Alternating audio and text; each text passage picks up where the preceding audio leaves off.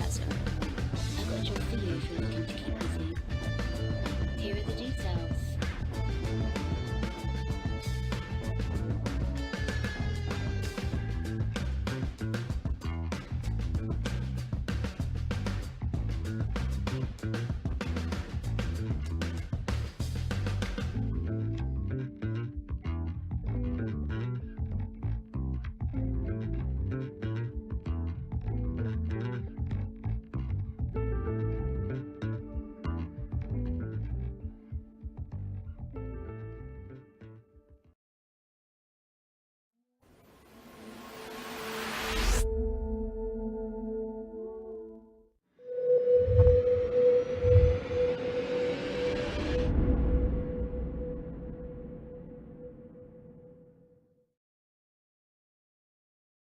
You know what we should get while you're here on the stream?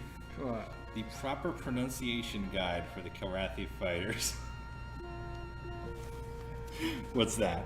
That's a Southie. Drowthy. Krantz. Gratha. Jalthi. Dorkia.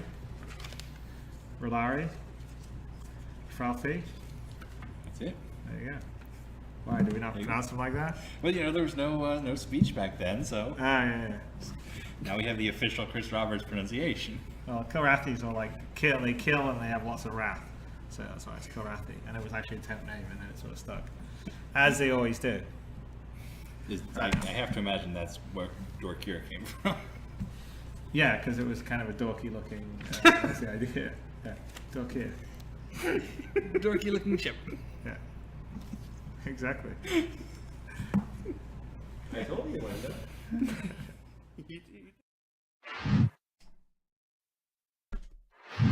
Good evening, and welcome back to the Soul Citizens. I'm GriffinGamingRPG, and we're back for another great week of discussion about the game we all love, Soul Citizens and Squadron 42. And even further back, we're going to be talking about the origins of maybe where these games came from. But before we get there, I want to introduce my co-hosts. On my right and your left is the man himself who's sporting his Wing Commander look today, BigBlakGaming. How are you, buddy? I'm here. I'm helmeted up. I'm ready. I'm doing my best Christopher Blair / Astropub impression. I love it. And to my left and your right, the man from down under, Kalrati. What's up, brother? Yo, happy to be here, Griff. Hey, everybody. Can't wait to start the show. You know what? I have to be careful when I say down under because it's down under to the United States, not over in Australia. So I have to be careful about that, right? Let me ask you a question, Kalrati. Does it look like BBG is in one of those like neck braces when you have a car accident? Because that's what I'm starting to wonder. Man, he's got some freedom of movement there. It looks like. Okay. Hey. Once you can turn his head, once you can talk, I'm totally sure he's gonna handle the show mighty fine, man. What did you guys think of that? I had a space accident. Was that what happened?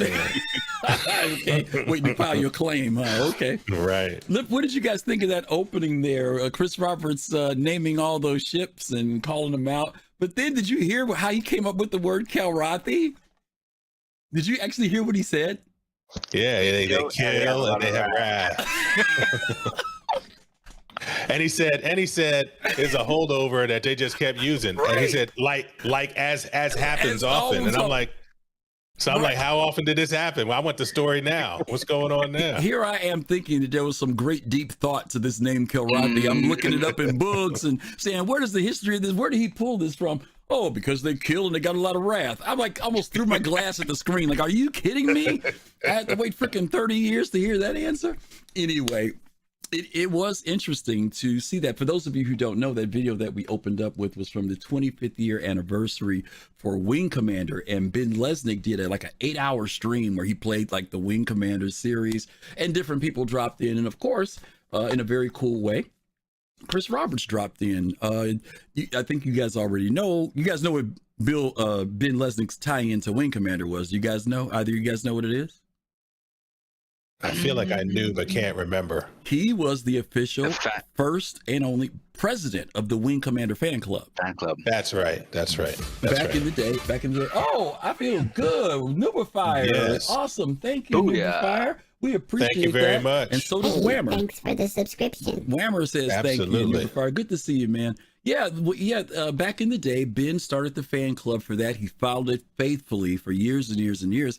Hence how he ended up knowing Chris Roberts. Hence, eventually, how he ended up coming to work for the company because so I'm the same. If you start a Kalrati fan club, BigBlakGaming, you can go work for Kalrati one day. If you start your fan club now, maybe, you can get a job with him. I don't know. I mean, we all working for him right now. We already working for him. He You just knows. don't know it, huh? Okay, thanks. Right. That's good to know. That's good to know. Yeah, well, that opening sequence again, what I thought was really cool. Ben asked him to say the pronunciation of all the different ships. There was also something else Ben said in that video clip. He said there was no sound voices back then. So there really was no way to know what the correct pronunciation was of the different ships. And he had some really weird names for some of those ships. I don't know where he got some of those names from. But anyway, you said you had watched that, BBG, right? You said you watched when they did that live stream back in the day. Yes, I did. Mm-hmm. Yes, I did. Okay. And because in the run up to it, when they talked 25th anniversary, I was just struck at the time, like, wow, it really has been much 25 time. years. I know it's You know. Pops in Space. Thank you. Yes, as well for indeed. Hey, those, thanks for the you subscription. guys are awesome. Thank you. Yeah, I remember when they did it. I couldn't do the whole time. I don't know how Ben played that like all the way No, through. I was He's- in and out too. He's Yeah. a straight fanatic, man. He played that thing. They took breaks, but he played it all the way through, which was pretty amazing to me. Kalrati, did you watch it when they did that 25th anniversary? I did actually, Oh, really? but I don't remember it entirely. Okay. Yeah. But yeah, I just remember them cats were streaming a long time. That's what I remember. Well, right. Again, folks, our show today is Origins, Wing Commanders of Freelancer. And what we're going to be basically doing is going back to the history of where, believe it or not, where Star Citizen started out. We're going to see a lot of things here that when you see them in these different games that Chris Roberts had participated in developing or producing or directing, you're going to be like, wait a minute, that's like a little too familiar. That's like, I've seen something like that in Star Citizen. I would say Squadron, but we don't know what's in Squadron. But we have seen trailers, and I can guarantee you're going to see some things you're going to say, common themes that seem like Chris always seems to pepper into his different games. And Right. we're going to highlight that. We're also going to talk about the technology that we're seeing, talk about platforms. For those of you who don't know, Wing Commander goes all the way back to 1990, which for many of you, you weren't born. So it goes back. Kalrati, look at Kalrati's face, BBG. Look at his face. Some of you weren't born when this came out, so we're going to be talking way back and then progressing our way up and maybe talking about some of the controversies, why people say some of the things they say about the development of this game. But in the meantime, we're going to go ahead and kick it off with a little bit of the start out with the very first one, which is Wing Commander, very first game that we went into. We're going to show you guys either the game trailer or segments of the game, and then we're going to come back and talk about them for those of you who've never seen it. If you played, you know what? I don't have anybody typing in chat. Could somebody do me a favor and type something? Oh, no, there's chat. Oh, it is there. I didn't have the button down. Sorry. For those of you who played Wing Commander, and guys, don't let me forget to ask this on every game. If you played Wing Commander, put a number 1 in the chat. If you played Wing Commander, if you played it. If you didn't play it, that's cool. But if you played it, it also lets you know how old you were. Well, I shouldn't say that because maybe you played it later on because you can still play Wing Commander today. We got 2 people in the chat. Okay, well, let's be people. Nubifire, WC.exe. He really went back in the clock. Most people don't even know what that is. Okay, hitting that execute file. I love it. All right, we got some people that actually played it. Okay. Let's take a quick look at this trailer, and then we'll talk about it a little bit here. Welcome to the war. The Confederation needs you. We've held off the bloodthirsty Kilrathi for some 20 years. But they are relentless. One pirate, one savior, could turn the tide of this entire conflict. Is it you? Play the space combat game that launched 1,000 imitations. Wing Commander, coming to GameTap.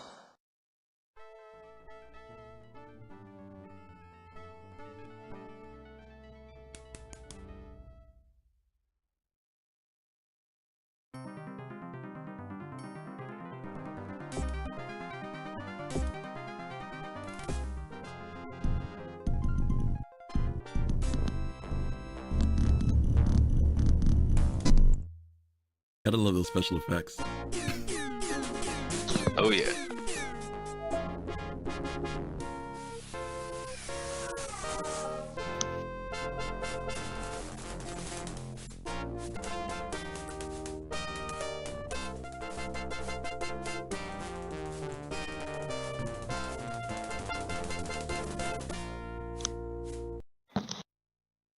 So this is how the game started. For those of you who don't remember, it was like you're in like a game and you had to put in what your name would be, and then you'd be taken to play the game. Your call sign, I guess I should say, is your call sign, right?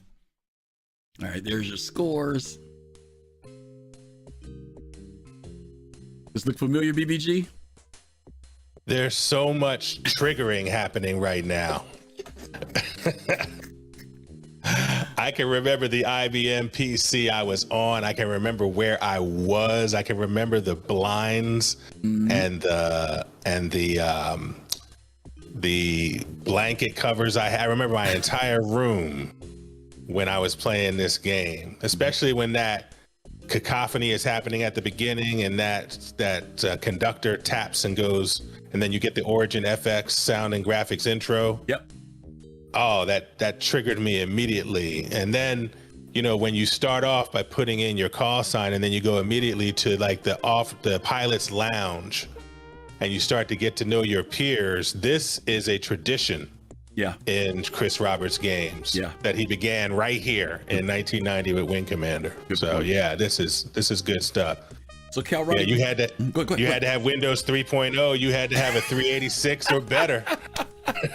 You had to bring it. 3.0. That's true. Oh, man. That's true. Okay. Hey, who's that? Will SC. Thank you for that Thank Prime you. sub. We appreciate that. Thank you, Will.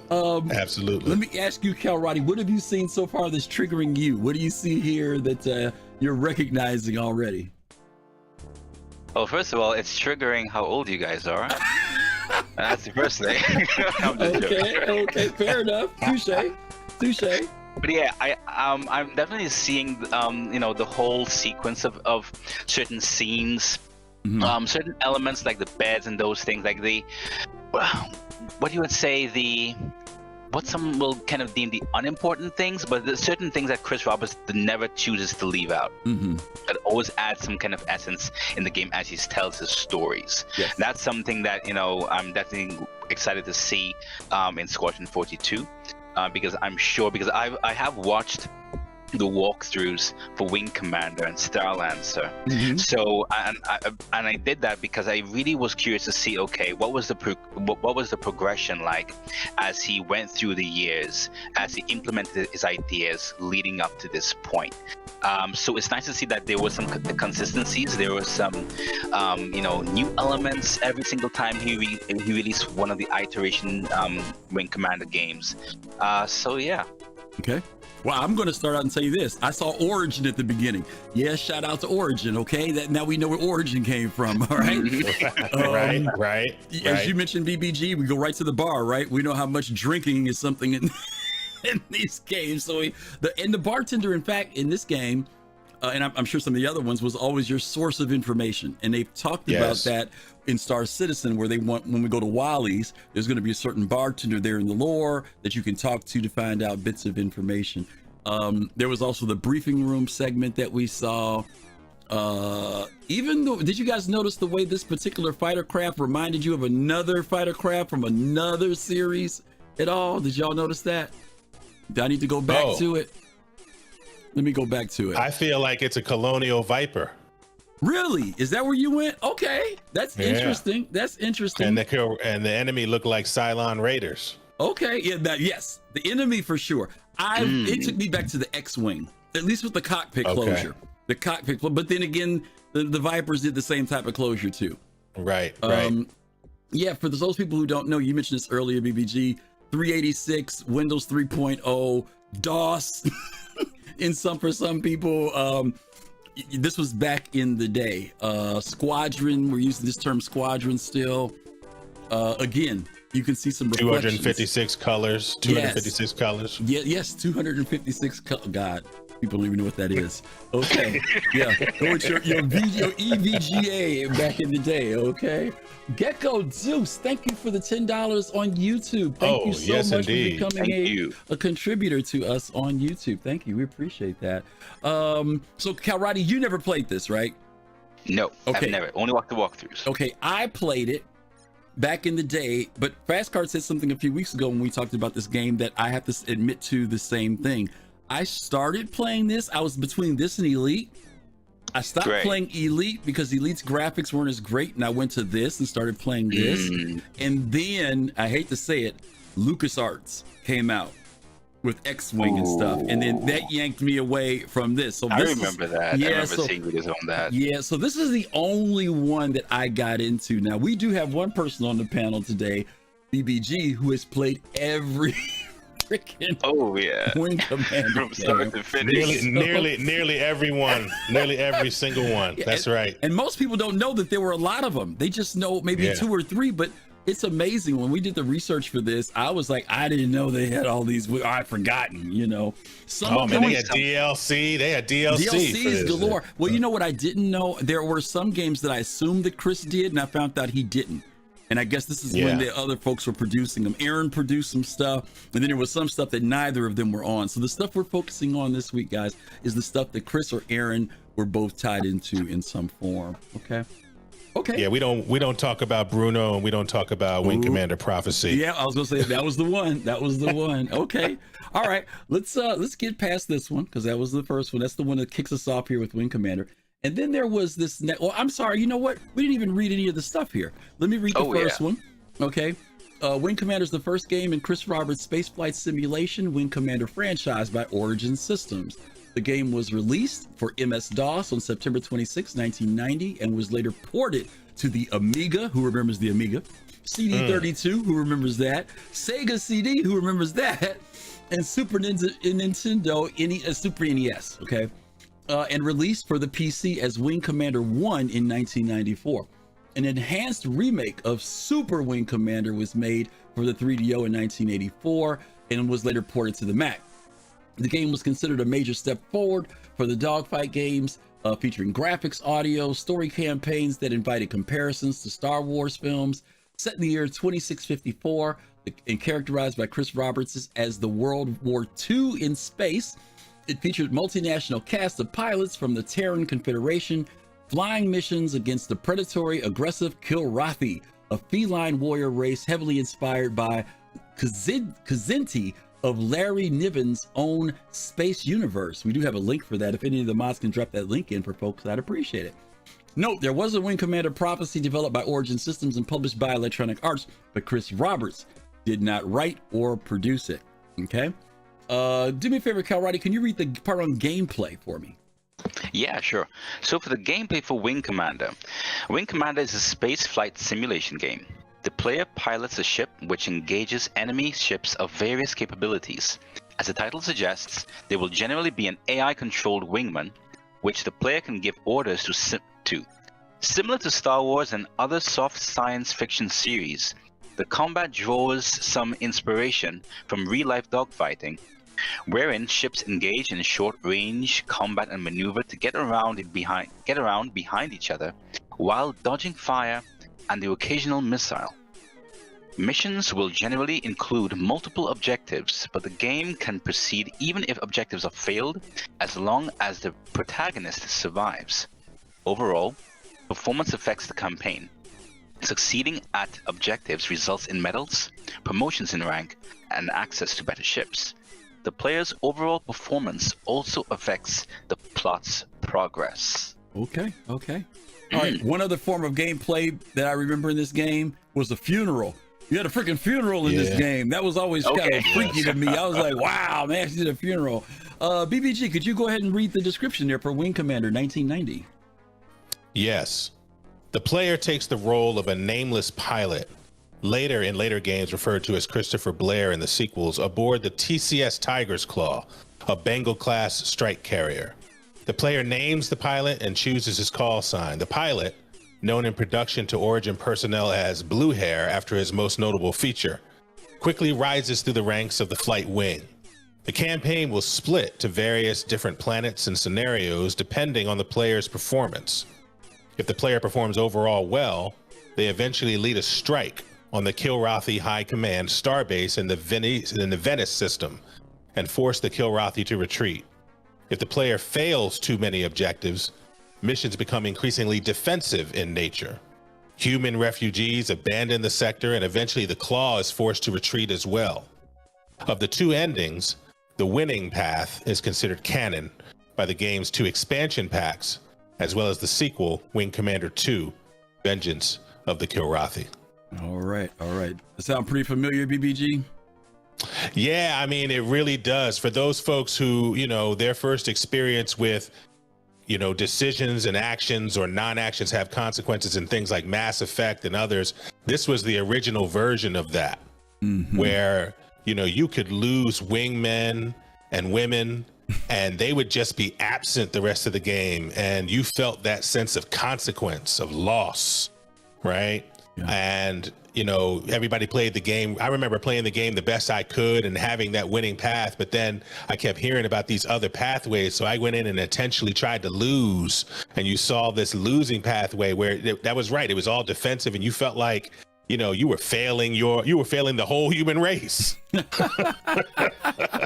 That's really interesting then. That's really, because as you kind of described it, I was very, very curious, and you actually answered the question already. I was very curious as to knowing how far back that whole decision-making outcome, kind of started. And it's very coincidental that Wing Commander was one of the first to actually bring that online, where even if you failed, it wouldn't mean a mission or game over. But this kind of, introduced these kinds of pathways. And then, like you said, kind of enticed persons to go back and play the game again. Interesting. Yep. Absolutely. Yeah, there wasn't as much social media, so you had to hear from, the couple of your friends that had the game who said, oh no, I had this whole other experience. Or you might have to wait for a PC Magazine article to come out and talk about it, right? To find out that there were these other pathways. And then you're like, oh man, I could go back and see this whole other set of animation, storyline, and outcomes. And, it wasn't the first game to do it, but it was the first space game for me to do it. So I never forgot that. And it's something that he's held on to. You can expect some version of that, I think, in Squadron 42 and upcoming experiences as well. Definitely. Okay. All right. Good stuff. All right. Let's move on from Wing Commander 1. You mentioned this earlier, BBG, that there were other DLCs or modules or whatever we want to call them. We'll take a look at this one.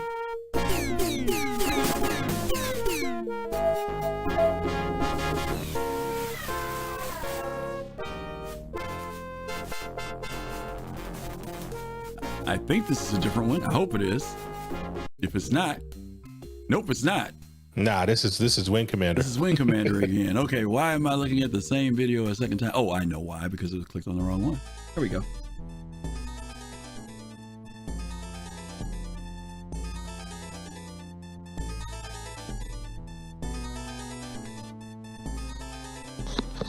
I enjoyed this kind of music of older games because it reminded me of the keygen music.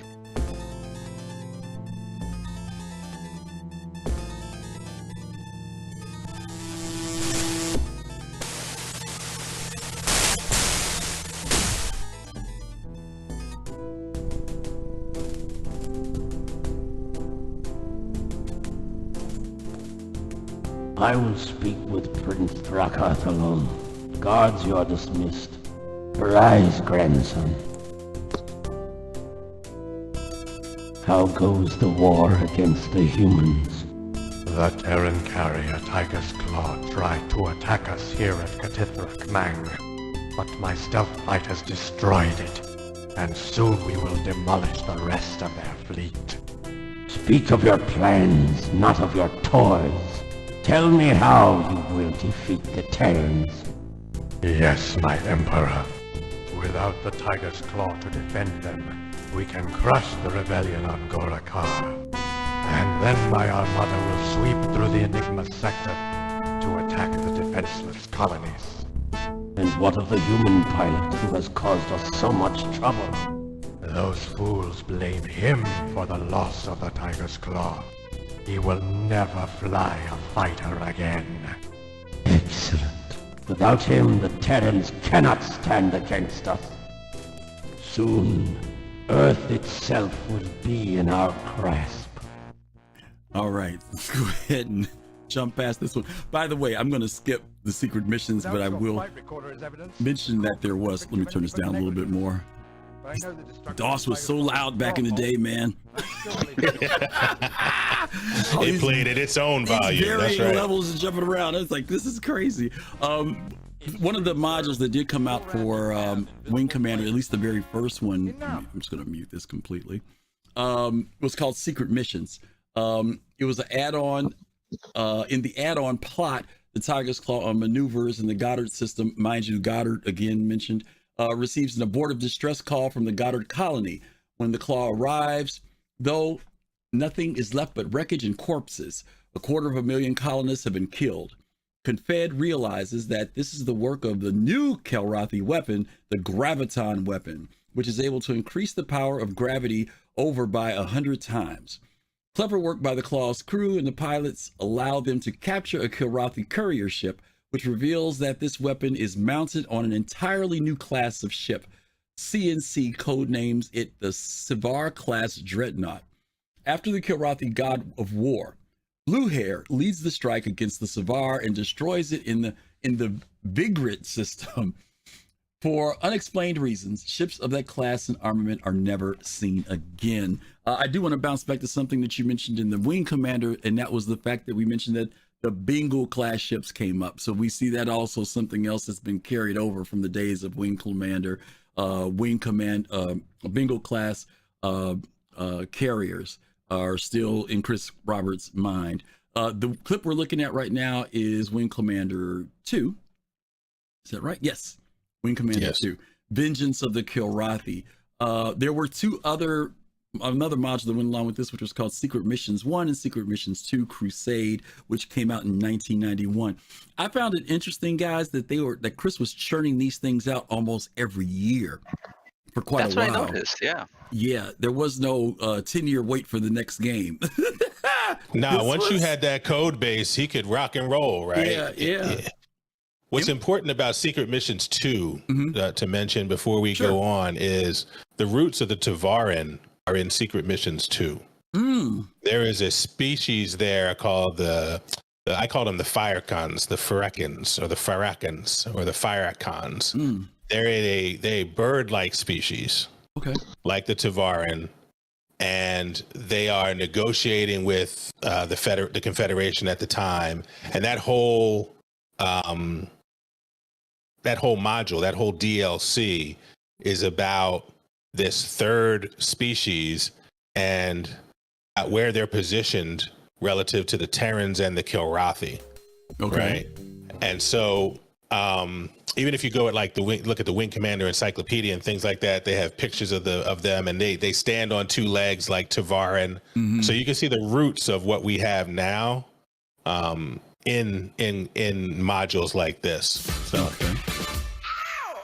Drakazog, thank you also for that sub. We appreciate it. Thanks for the subscription. Man. Yeah, Gecko Jesus says back when complete games were sold, and I'm like, not only that, but these were you couldn't have a whole bunch of bugs when you put you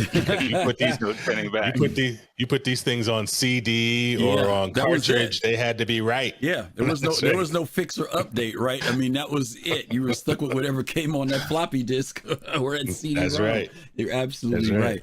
And again, this was in 1991 when we go from 90 with Wing Commander, 90 again for Secret Missions 1, same year. Secret Missions 2 comes out a years later, and then within 1991, the same year, we come up with Vengeance of the Kalrati. Let me read that one real quick for you guys for Wing Commander 2, because that's what we were first starting out on here. Wing Commander 2, Vengeance of Kalrati is the first sequel to Chris Roberts' Wing Commander science fiction space combat simulator franchise of computer games produced by Origin Systems. Released in 1991, Wing Commander 2 retains much of the first game's core conventions, an interstellar war between the Terran Confederation and the Felinoid warrior race called the Kilrathi, multiple allies as wingmen, and a wide variety of ships on both sides of the war. However, Wing Commander 2 places a greater emphasis on storytelling, providing various sprite-animated cutscenes and some of the industry's first examples of voice acting. The storyline is also somewhat less open-ended. The game's campaign tree is much more structured, and the player character can no longer be promoted or awarded medals. Wingmen can no longer be killed during the normal gameplay. When their fighters are damaged beyond repair, they eject through some die in scripted sequences. Finally, because the story is a direct sequel to Wing Commander, many Kilrathi ships have names similar to the Wing Commander ships they've replaced. For example, the Sartha replaces the Southie. God, I can't believe he came up with those names. And the Confederation uses an upgraded version of the Rapier medium fighter. Expansion packs, Special Operations 1 and 2, were released in 1991 and 92, respectively, and a standalone spin-off, Wing Commander Academy, in 1993. Origin also released a speech accessory pack, which upgraded Wing Commander 2 with pre-recorded voice acting. A port for the Super NES by Fujisankei Communications International was announced in 1995, but never released. A Sega Genesis version was also planned, but never released. Kalrati, I won't mess with you on this next question. I'm gonna go to BBG. Do you remember what it was like when we actually started hearing voices in games? Because if you noticed in Wing Commander 1, there were no voices. There was subtitles, and that was it. But do you remember when it was getting introduced? And what do you remember your rig or your system being like that you had to hear sound? Voices, I should say. Are you asking me? Yeah. Oh, yeah, because Kalrati wasn't born. So, you know. Exactly. I remember that when this first came out, I didn't really have the speaker system required to do. It forced upgrades. Yes, is what it did. Yes, this very game forced upgrades, particularly when they released the speech accessory pack. I was like, I've got to get some version of speakers to plug up to this 486 to be able to even listen the way I want to listen. Whoa. Before you get your speakers, you had to get something else. Oh, a sound card. Absolutely. You better get that first. You better get that sound blaster. That's right. And these were some of the stories that I was hearing where these Wing Commander games actually drove and forced people to upgrade. Absolutely. They even, influence or encourage some manufacturers to, release new hardware because these games demanded it. So I was very curious as to what, when along the timeline, if it was Wing Commander, Wing Commander 2, or Privateer, would actually introduce this kind of encouragement to release this hardware and encourage more gamers to get better hardware to do these things. So it's very interesting to actually know on the timeline that this is when it actually started to occur. It was an example. I was going to say really quick, Griff. It was an example of Chris Roberts always pushing all the elements, right? And in Wing Commander, you saw sort of a layering of in the drawing to give the idea of depth, like in the Squadron room and others. Here you see cell shaded animation that's beginning to move that forward. The mouth movement is tied to the voice acting, right? And you can imagine that behind the scenes with each game, it's Chris Roberts going, how can we do this better? How can we do that better? How can we move this forward? How can we move that forward? I mean, you showed it earlier in the clip, Griff, but when you read that Wing Commander 2 was an advancement in storytelling, but some things like your wingman dying was taken away. I felt that was exactly right. That's exactly how I felt, because that opening scene, you had spent the first Wing Commander with the TCS Tiger's Claw, and the first thing that happens in Wing Commander 2 is he blows it up to make you uncertain of what's coming next, right?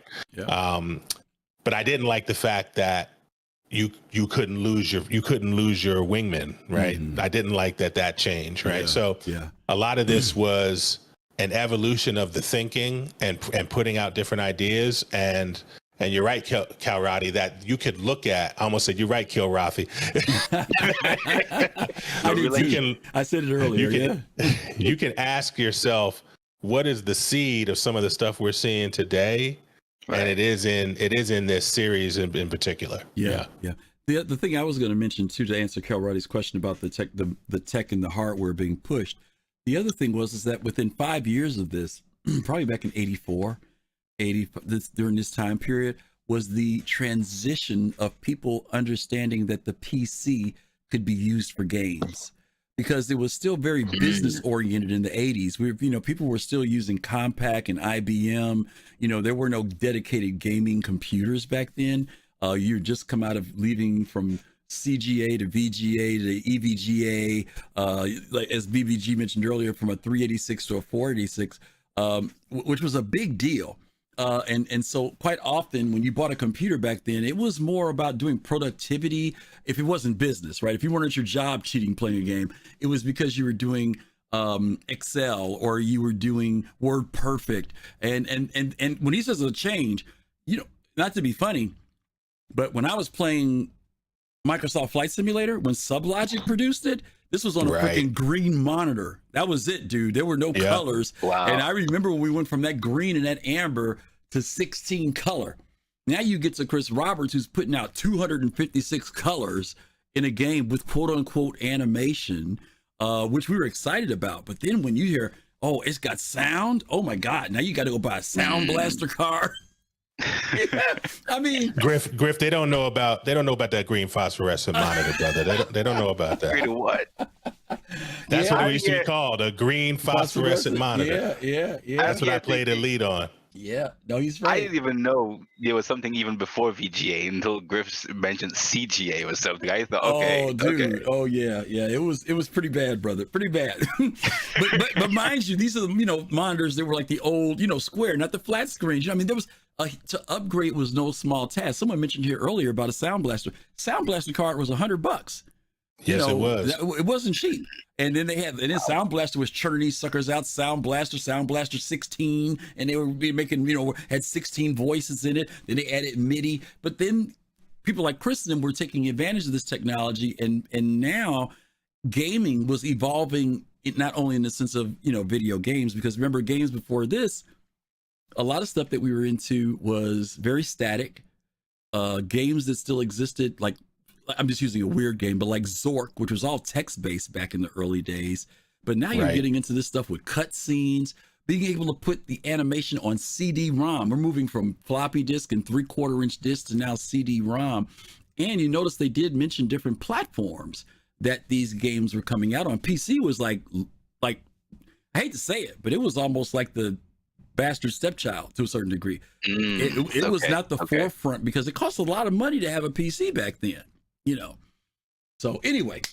Yeah, and I think, Griff, it's important to say that you talked about 5 years before this where gaming and the PC was evolving to, but 5 years after this, you started seeing the first boutique specific boutique gaming PCs being built. It was like 1999, 1998 that you saw Falcon Northwest and others start to emerge. Falcon Northwest, yeah. But why did they think there was a market? It was after this type of stuff really started to penetrate, and they saw that people were willing to buy new pieces of equipment, right, to upgrade, to have the maximum experience, whether it was flight sims or space sims or FPS shooters that were emerging as well. So yeah.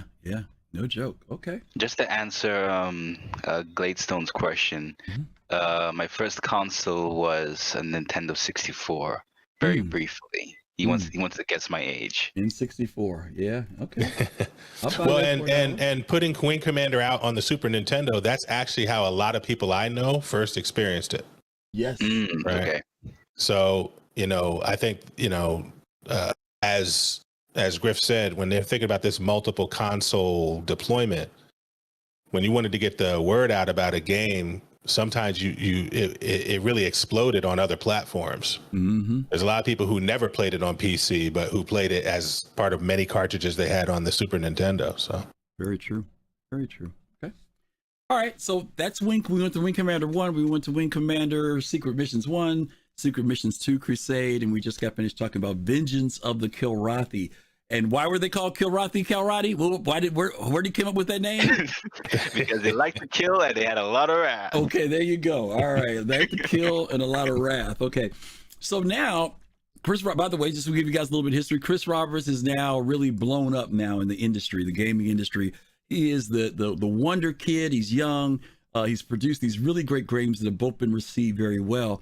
But then he changes gears. And he goes from doing Wing Commander to a game that some of you all may not remember, some of you may, but he went to do a game called Strike Commander. Okay, let's take a look at that.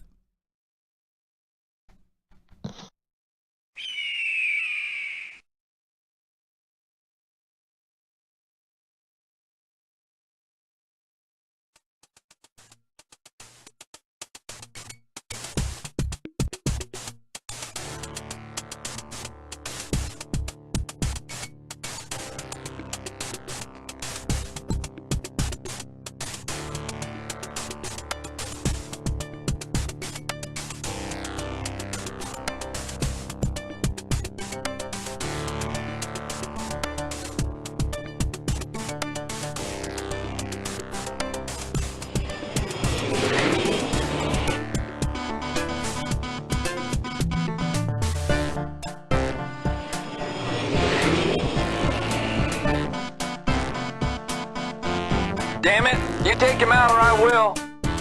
Back off, I've almost got tone.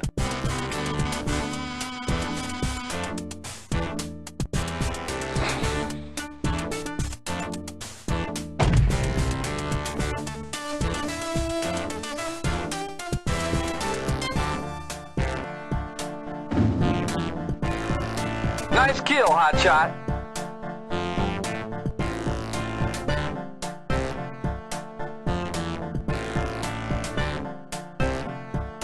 Well, you gonna finish him off? Forget it. The sector is clear. But what about the price on his head? I'm a fighter pilot, Tex, not a murderer. Returning to base.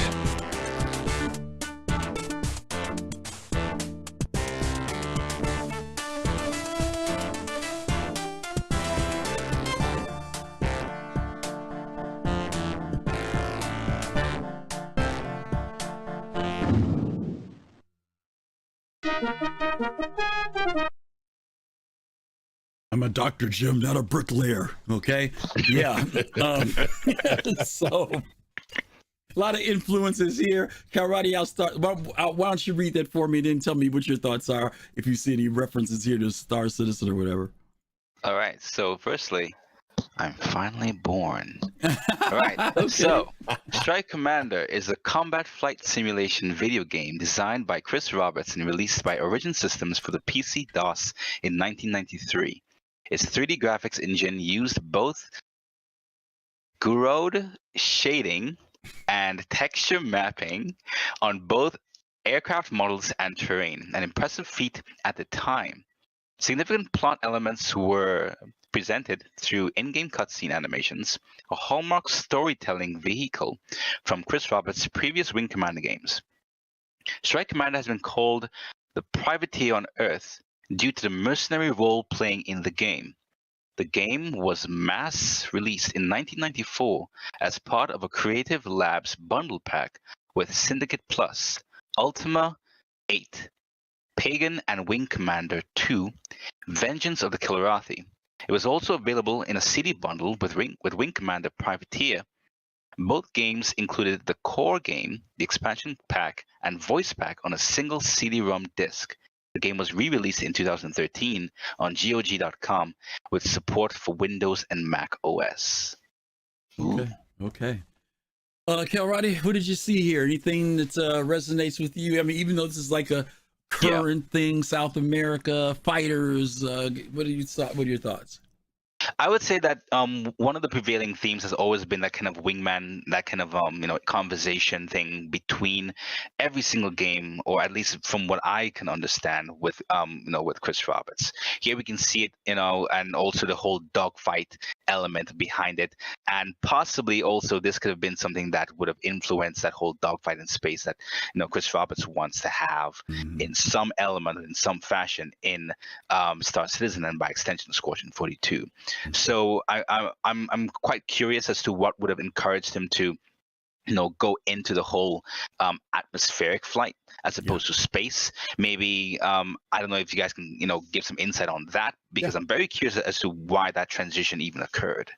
I don't know if it was Gecko Jesus. I think it was someone. If I'm giving credit to the wrong person, please forgive me because the text is scrolled by now. But Chris Roberts was a fan of Top Gun. And that was another popular genre that started to blow up. Flight sims were one of the big things anyway for games back then. There are tons of games that have come. Some people have mentioned some of them in chat.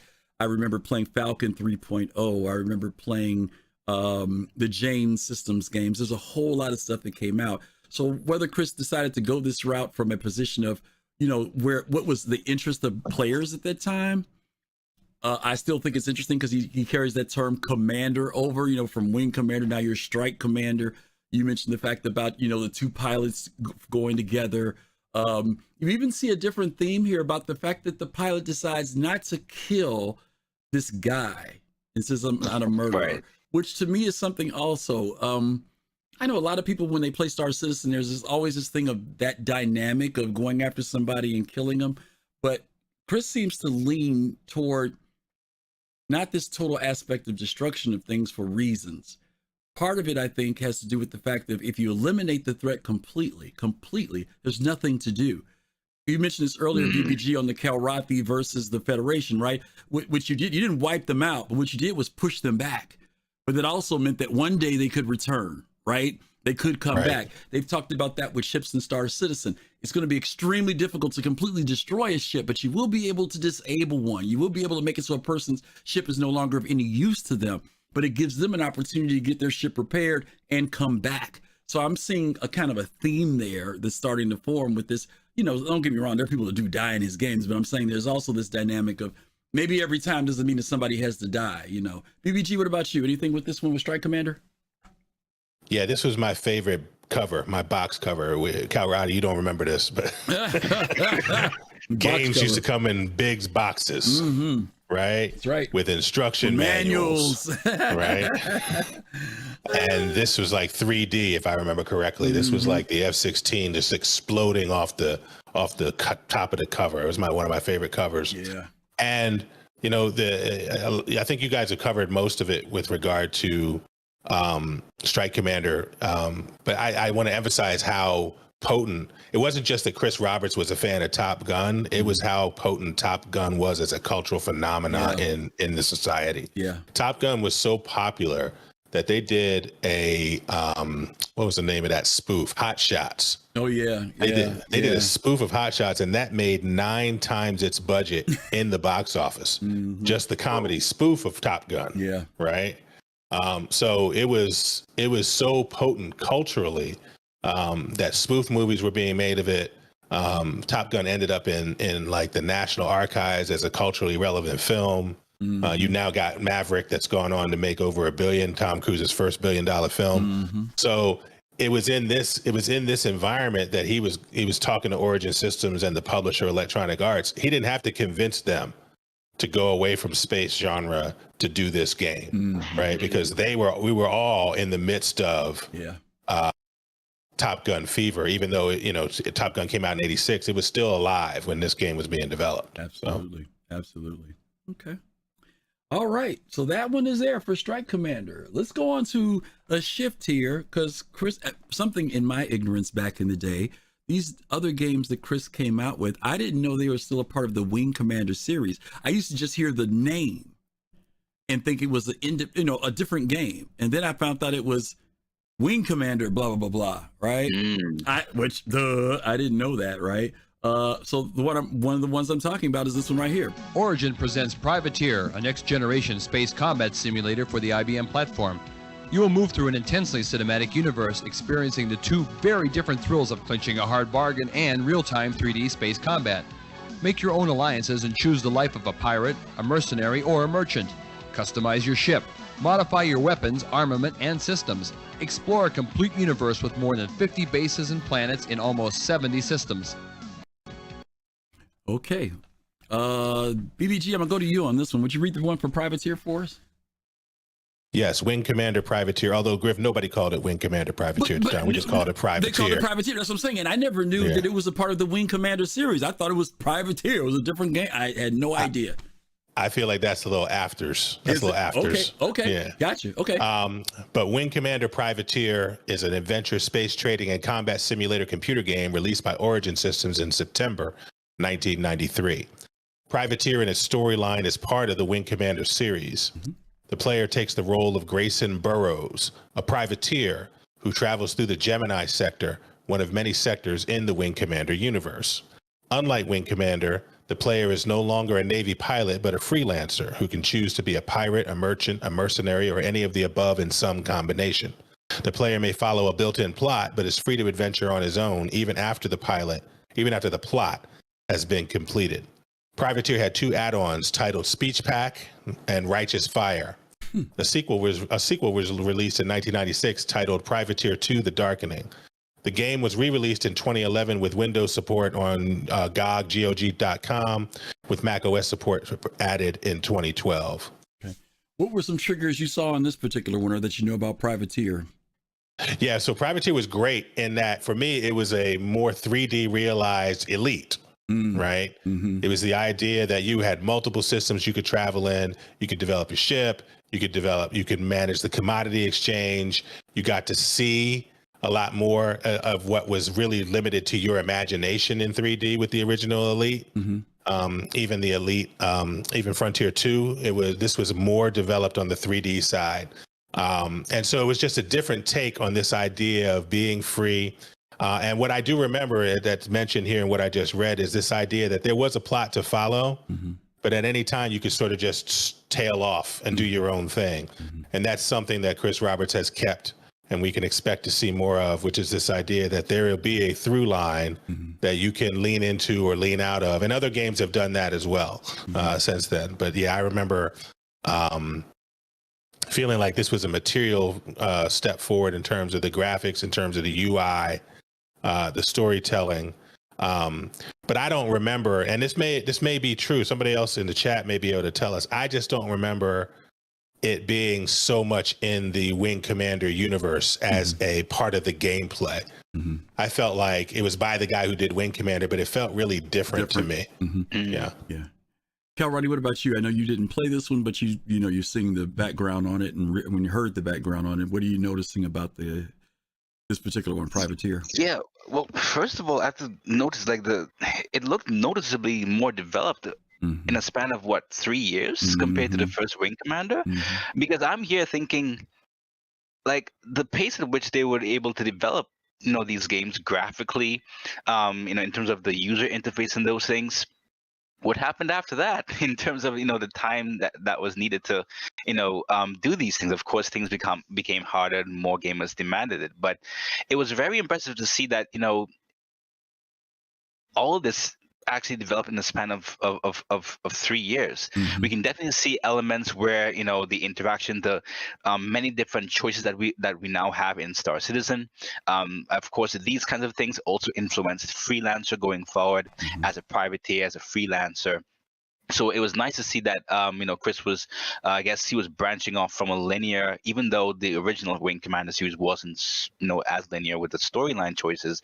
But in terms of your role in the universe, he was more so becoming more creative to giving the player a wider choice from what it seems like. So it was very interesting and impressive to see both graphically, the pace at which it actually was able to develop. Maybe it's because, more hands were on deck in the industry to kind of catapult this thing at a fast pace. But also, the creativity that Chris Roberts would have and his team would have implemented into these kinds of games going forward. So it was really interesting to see that. Yeah. Another thing that's interesting. Oh, sorry, go ahead. No, you go ahead. Go ahead. I was going to say another thing that's interesting is you see in Wing Commander you can lose pilots, you can lose wingmen, mm-hmm. and in Wing Commander 2 they take that feature away, almost like Chris starts out with something that's a little more radical and harder mm-hmm. and harder edged. But then gets feedback that people go, oh, that was kind of harsh. Mm-hmm. Same thing happens here in Privateer. There's a pack called Righteous Fire where you can't lose a mission in that. You get to do it over again. Okay.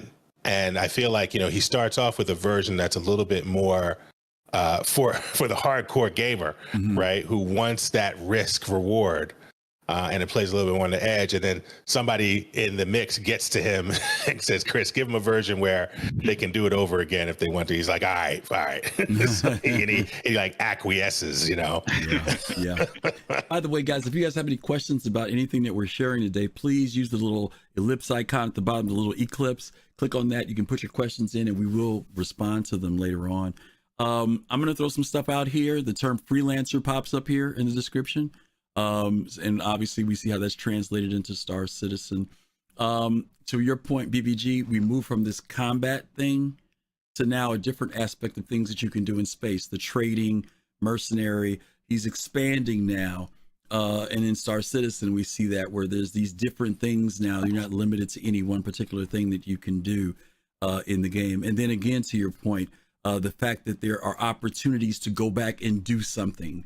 There are some situations where there's impact, and once you've done it, you've done it. But I thought it was interesting that you mentioned that you kind of started out with that hardcore at the beginning with Wing Commander, but then starts to reel it back a little bit for the fun and playability of it for players. Kalrati, you mentioned about the graphics changing. Yes.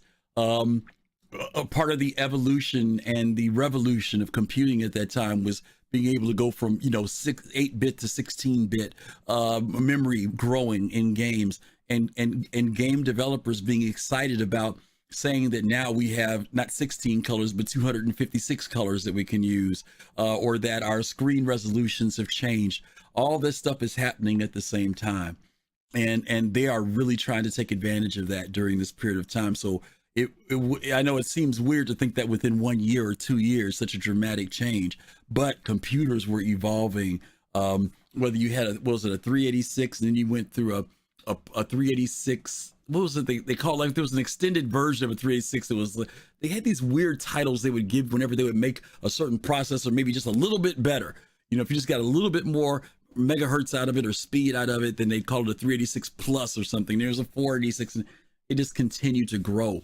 And then we get into computers that are, I don't know when computer manufacturers started realizing, because the manufacturers never produced computers to do games. What you did was have a computer that was mostly business oriented or productivity oriented, and then you as the computer geek would put stuff in it to make it better. Okay. You'd be the one. And this is back in the day when, going inside of a computer was a terrifying thing for most people. Only the geeks did it. Only the geeks did it. You didn't have the what's the guys like the Geek Squad at Best Buy. There was none of that stuff. Either you knew a good computer geek, you might have found a computer store, which was very rare, that did any work like that. So usually the geeks were the ones that did their own. I remember going to computer conventions where you'd go buy parts and do your own computers and stuff. But anyway, that's how you. And it was also important to remember that there was no GPU. Yes. At the time. None. Yeah. That, when we talk about the 486 to the 386, these were the microprocessors that were doing all the work. Yeah. Oh, right. Okay. Yeah. No GPUs, bro. None. Wow. Okay. He's like, dang, you guys are talking in the Stone Age. He's like, Stone Age. Y'all really went back in the clock. Okay. This next one is one that I was totally unfamiliar with. I knew about, which one was it that we mentioned earlier? Strike Commander? Prophecy. Oh, okay. I remember hearing about that one, but this one I knew nothing about, and that's Wing Commander Armada. Let's take a look at that one. Wing Armada by Origin is a strategy-driven game that incorporates head-to-head combat using split-screen, modem, or networking on the IBM platform. This war requires real strategy, not just hotshot piloting. You determine where and how to fight, and what ships to build to get the job done in your own custom-constructed universe. Pit yourself against a friend or the computer. Choose to fly intense dogfights, full-blown battles, or extended campaigns. Never play the same game twice in Armada. Okay. Never play the same game twice. Wing Commander Armada, 1994. Wing Commander Armada is a computer game set in the universe by Chris Roberts' Wing Commander franchise, created by Origin Systems and distributed by Electronic Arts in 1994. By the way, you guys, back at this time, Electronic Arts was still good. They were still the bomb back in the day. So I just want y'all to know that. They may be crummy now, but back then they were the bomb. They were the bomb. Okay. Armada was the first official game of the Wing Commander series to feature multiplayer mode.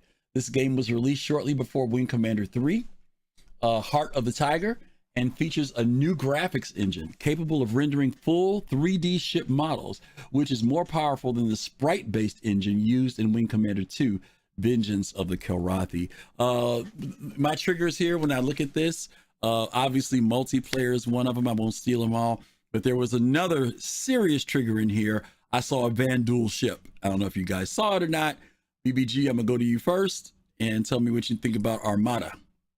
I didn't see the Vandal ship. I'm gonna have to keep look looking. at this Keep plays. watching. It'll come up there. Watch. Watch. Boom. I'm looking. Boom. Oh, there it is. Oh, there it is. There it is, right there.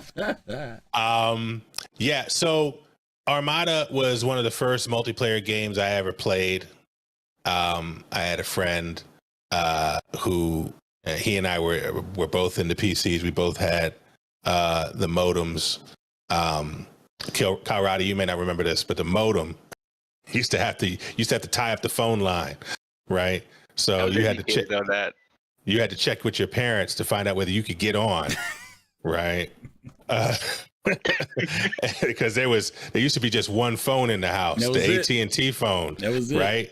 It was made so well because you rented it from AT&T, so it never broke. That's but right. It hung on the wall, right? And you had to make sure that you earmarked the time that you could be on. Yep. Right? Otherwise, you might be on and they're picking up the phone and they're hearing all this. Messing up your signal. Messing up your game. Right. But yeah, Armada, I didn't play that long because there wasn't a lot to it. But when they argued this idea that the graphics had moved forward, I think that's right. But there were a lot of things in this moment. You know, you pointed out LucasArts emergence, Griff, as key here. There were a lot of things at this point now where the graphics were beginning to explode and the gameplay was beginning to explode. And there were still more compelling single player games to play than Armada. And if it wasn't like everybody you knew was online and everybody had the ability to be online at any time, to the point I was just making about being on the phone. Yeah. So, you know, this had a limited multiplayer benefit, but the game experience was okay. Like there were 12 or 15 different pathways to play, a couple different modes to play. And I do think that it was. Can I ask you a question? When you say multiplayer, was this like multiplayer or just you and somebody else? It was 2-player cooperative. Okay, 2-player cooperative. That's the type of multiplayer. There might have been more modes, but that's what we did. Okay. That's what I remember is we did 2-player cooperative mode. Because I was going to say I couldn't picture much more than maybe 2 to 4 people, because I remember with Falcon you could get like maybe 3 or something like it. It wasn't like you know what I mean, like 20 people playing. Okay, I just wanted to make sure. Yeah, no, absolutely not. Okay, absolutely not. Okay. But if you played 2-player and you know your boy Steve wasn't available. Yeah. You weren't playing, right? You weren't playing it. But it did have some single player stuff, but I didn't think it was as compelling because there wasn't a whole lot of story as the other Wing Commander offerings. Okay, gotcha. Kalrati, Armada, what do you see? Anything here triggering you? Yeah. So I was thinking, I was wondering if CR was thinking, okay, let me test the waters to see, how different ship makeups, how different choices and those things can actually affect if you were to play with another person in a particular game world, So even though, just like BBG said,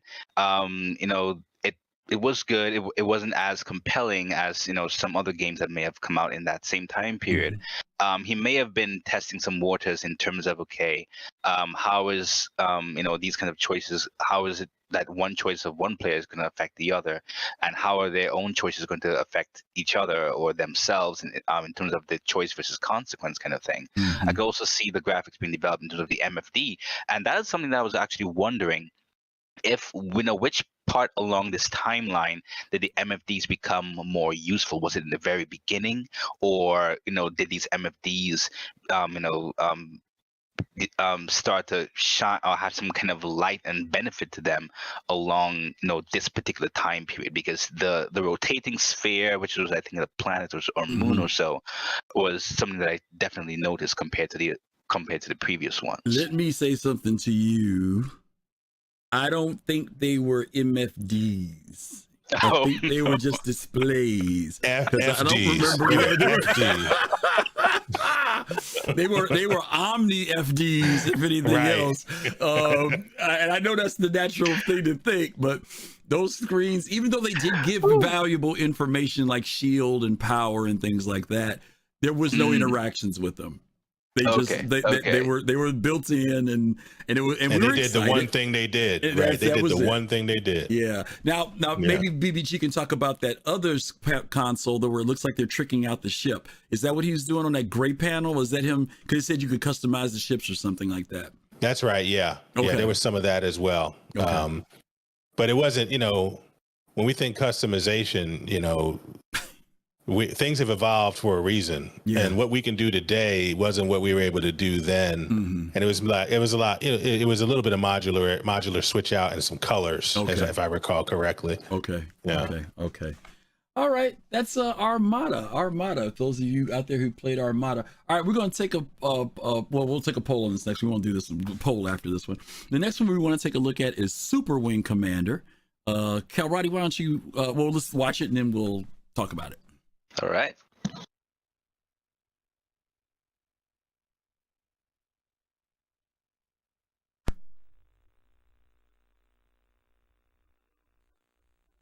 It's like a 20-second gap. There we go. Oh.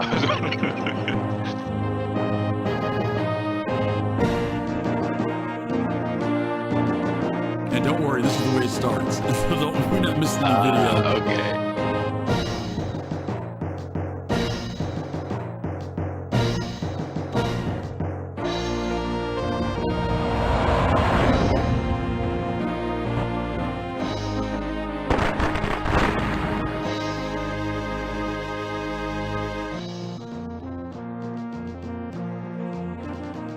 Enyo System, Vega Sector. TCS Tiger's Claw, Alpha Wing. Alpha Wing approaching frosty target. ETA 1 minute. Check in, Alpha Wing. Maniac here. Off your starboard, Alpha Leader. Gotcha, Mother Hen. Roger. Remember what the Colonel said now, lads. We've got to get this bogey right off. Or, target in sight. Look lively, laddies. Looks like she were expecting us. Break on attack approach Delta.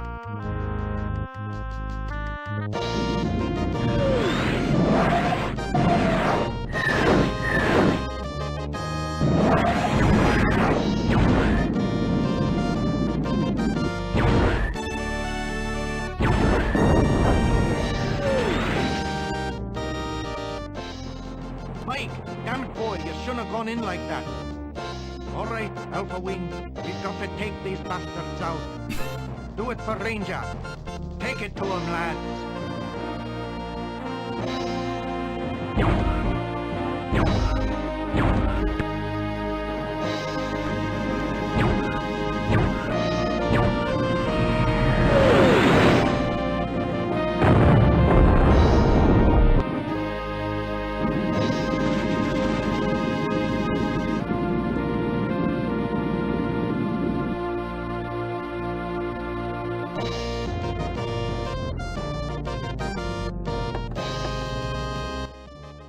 All right.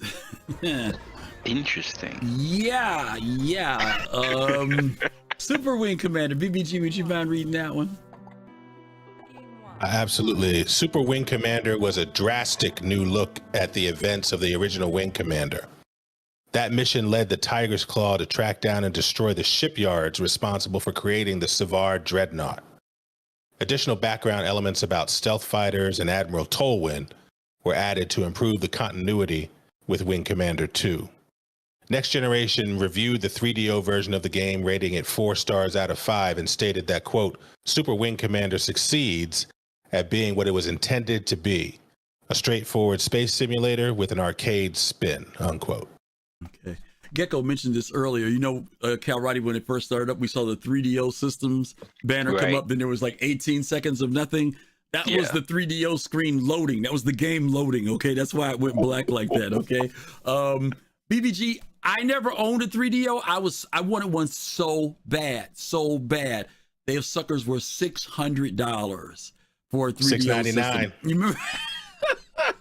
The only reason I got one is because a friend of mine, and he and I left from college and went spent a night up in Atlantic City. And I haven't gone back since because I won, and I know if I go back, the odds are going to even out. And I came back and paid some bills, and I picked up a 3DO. I played FIFA on that thing, and the system took a long time to load, but once the graphics came up, it looked better. Yeah. than other consoles that were out there. Absolutely. PC caught up with it in a couple years, but there was this moment for the 3DO that was lots of fun. Unfortunately, though, I never played Super Wing Commander on it because I had played Wing Commander on PC. I had played, I was Wing Commandered to death, so I didn't bother to buy it on 3DO. But it was. And for folks that don't know, 3DO was created by the former founder of Electronic Arts. That's right. There were three major players that came together to pull that thing together, if I'm not mistaken. Trip Hawkins was one. I think there was somebody from Sony. It was three major things. It was like a collaborative when they did the 3DO system. Yeah, it was a beautiful. The games looked great, but like you said, you had them load times on that bad fella, but they were beautiful. You did, and this game here looks good, and to the point of what I just read, there's. I appreciate how you put those things together, Griff, because we learn something every time. I didn't know that it was filling in gaps between Wing Commander 1 and 2 with the actual storyline, But it just tells you that Chris and his team, they're always thinking about where they are in the storyline. What stories have we told? How do we make this thing have continuity? That's a theme in his work. And this game was reflective of going back and solving for that as well, which was kind of interesting. They were like, there's another story to tell here. Yeah. So, it makes me want to play it. Kalrati, what do you see here as far as themes? Going from Wing Commander up till this point, what are you seeing that you see themes passing through all these games? Yeah, so BBG used a very, very important term there, continuity, because we see that, this kind of ongoing theme, especially in Super Wing Commander, where he's going back and, bringing back or filling in some gaps that the team would think, okay, we can bring back certain memories, certain events to actually carry on a certain storyline. And we're seeing this continuity that he wants to put into a single game. And of course, we heard some way back when in the early versions of Star Citizen, where he wanted to introduce a nemesis-like system. Here we're seeing that maybe the technology may not have existed at the time to put it into one game where the whole vengeance can actually progress over time into one game, but he's actually doing it in a more static way between games. But then he realizes, okay, with Star Citizen there could be a possibility that I could actually blend and develop this whole nemesis-like system and vengeance-like system within one game itself to have a fluid kind of storyline between missions. So that is, I think it's definitely also noticeable here. Also, I was just nodding away, like just nodding my head when BBG was saying 3DO. I didn't realize until I just Googled that 3DO was a console. So that's quite interesting. That so is it that he moved from PC to console just to test the waters and then ported or continued with PC gaming, or is it that he just what was that whole approach there? Well, he had already done console versions of games. Right. So he had already. What's interesting is the commitment to the PC genre with Star Citizen and Squadron 42. That is actually out of the norm for the history of the distribution of Chris Roberts games. Okay. Right. Yeah. He has very often converted games for the consoles of the day. It was interesting to see this particular thing come to this particular platform. And I feel like, again, this was a piece of story content that they had that they didn't have a place to put. And then when 3DO popped up, they were like, oh, here's a place where we can put that content and get some sales. But what 3DO introduced BBG to me was the word that we hear now, which is fidelity. It pushed the graphics area for console, which is why the freaking thing cost so much money. It visually was a different, unlike any of the other consoles, and you can see that from the graphics you're looking at now. And so I think that, Chris and Chris's obvious influence, we already know the background from the science fiction films, Star Wars, things of that nature that have influenced him, and the storyline aspects of it. But there's also the cinematics dynamic that Chris has always put in his games, whether they're the cinematics that, are cutscenes, or the way, even when you're doing gameplay, he seems to always still have a feel of a cinematic feel when you're doing something in the game. And systems like the 3DO with the immersion and also the better graphics platform allows him to kind of see that vision a little bit more, because there's a package that everybody can get, and everybody's going to get that same quality of graphics, where depending on your PC and what you got in it, some games look better than others because of the way the person's PC were back in the day. Who is that? Sugesto, thank you for the follow. Appreciate that. Thank you very much. Thank you. For the yeah, Abro Kusanagi in the chat is hurting me by telling us that $700 then in 1993 is today $1,435.42 and 42 cents. 42 cents exactly. 42 cents. Thank you there, Admiral. Okay. All right. Let's go ahead and jump onto this next one. Those of you in the chat, there may be some people in the chat who played this one. If you played Wing Commander 3, put a number 1 in the chat for us. Let us know if you played Wing Commander 3. We've got Shataki has played it. BBG has played it. Wing Commander 3. Gladestone's played it. Hey, Gladestone. Amekano has played it. Okay, we got some folks that play it. Mad Style, yes. All right, Gecko, Dr. Murray, Thrakazai. Okay, so we're stepping into some games that folks know about. Let's take a look at Wing Commander 3.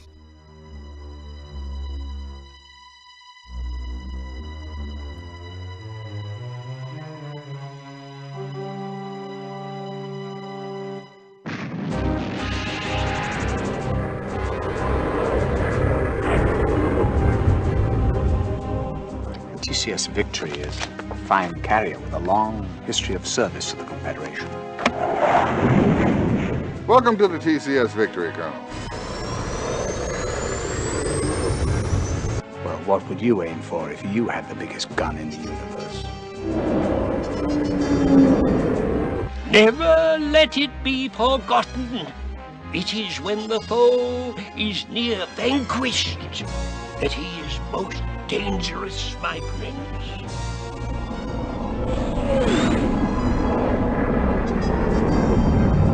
I'd blast planet after planet if it would rid the galaxy of Kilrathi. Listen, you can't freeze me out like this. I want a piece of the action.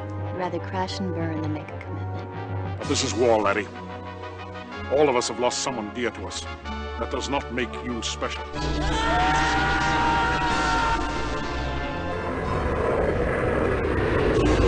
Which the heart of the tiger continues to jeopardize. Let's launch all fighters. This is not a drill.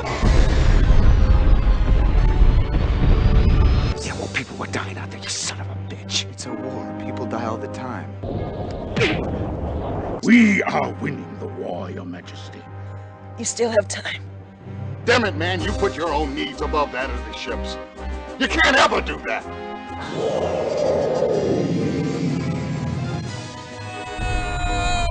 Hey, too bad Cobra had to die to get a point across.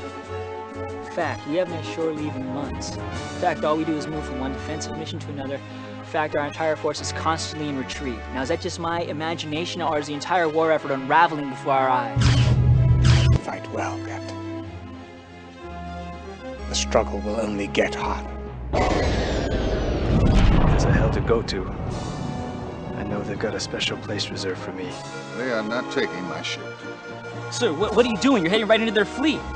We'll take as many of them with us as we can. Make your peace, Mr. Rollins.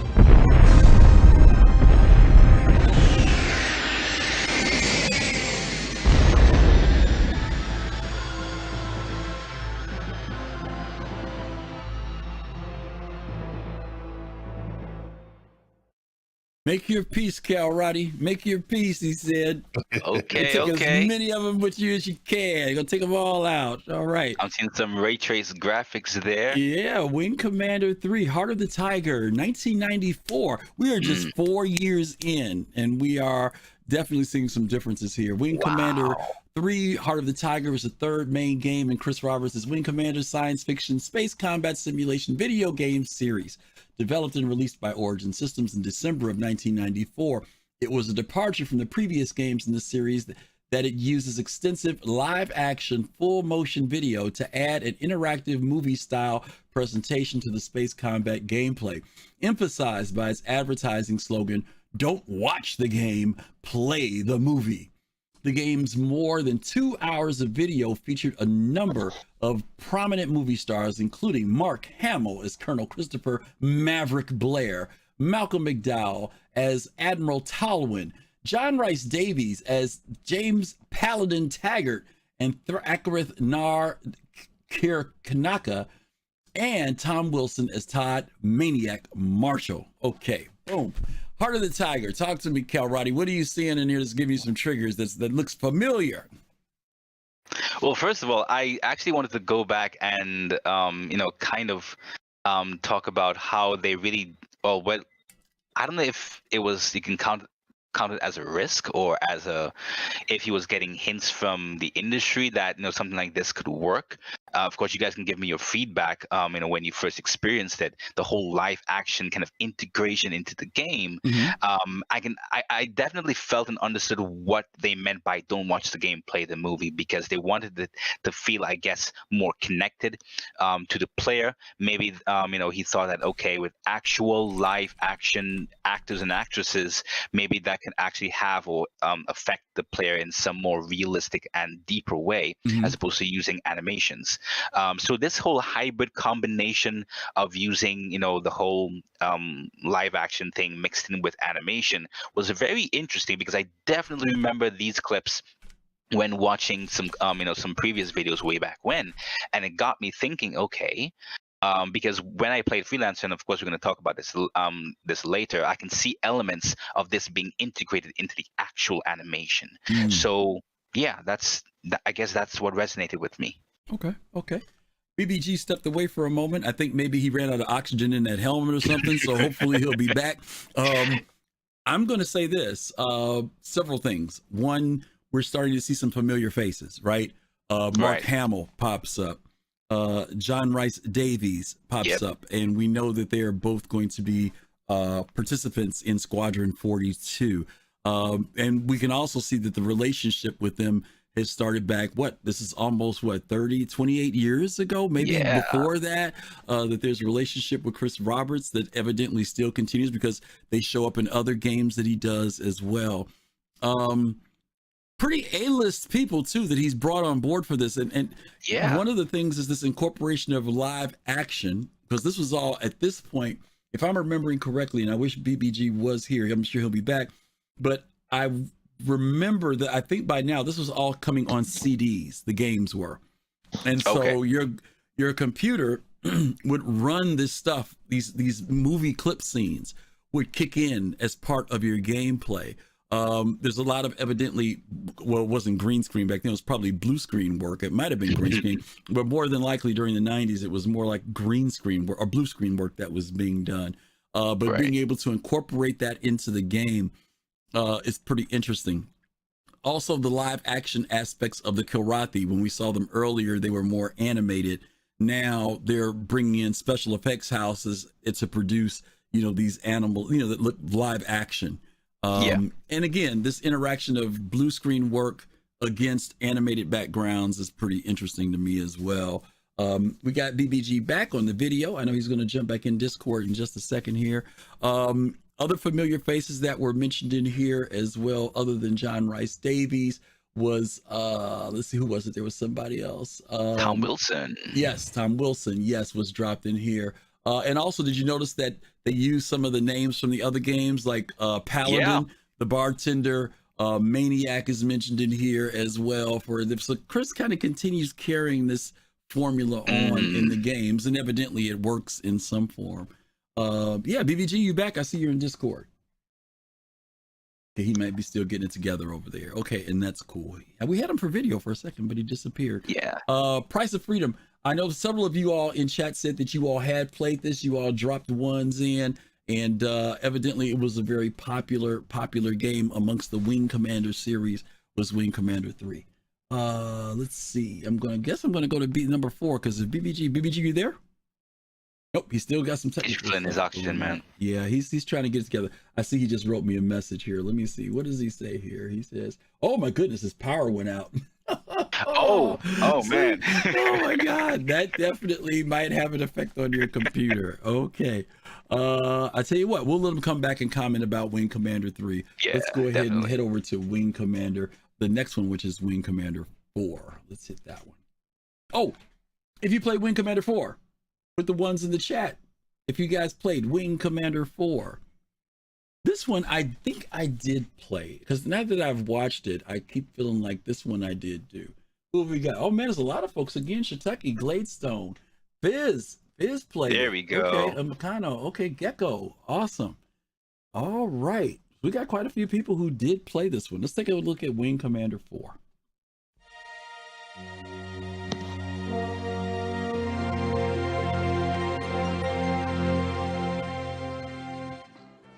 For half a century, humanity fought a battle of survival against the Kilrathi. With victory came peace, and a simple life for the Confederation's greatest hero. I'm not waiting. Don't call me honey. You space pigs are all the same.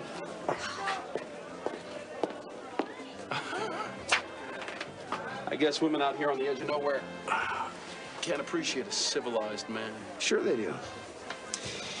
When they meet one. Good to see you too, Colonel. Or should I say Farmer Blair. It's a peaceful life. I've always said you're either an earthworm or an eagle. Red one, all clear out here. The war is over. The Kilrathi defeated. Peace and prosperity await humanity. If only it were so simple. But the universe is not that simple.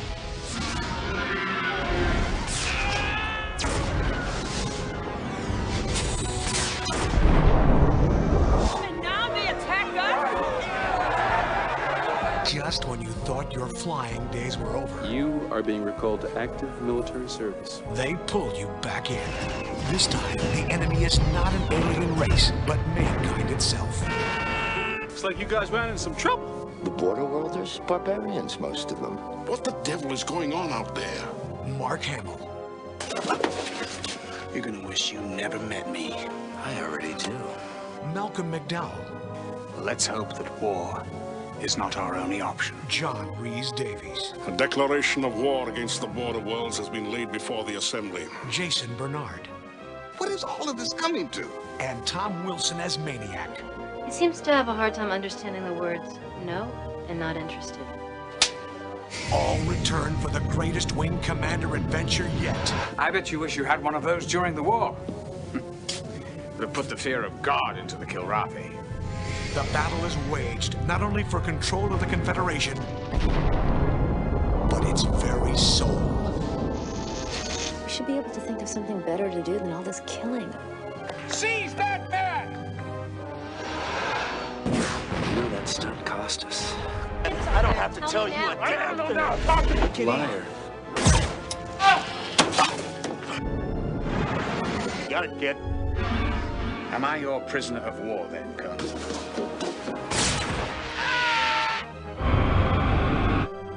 I'm really sorry, sir. Easy. You son of a bitch. Shut your Help! Stop it! We're sitting ducks.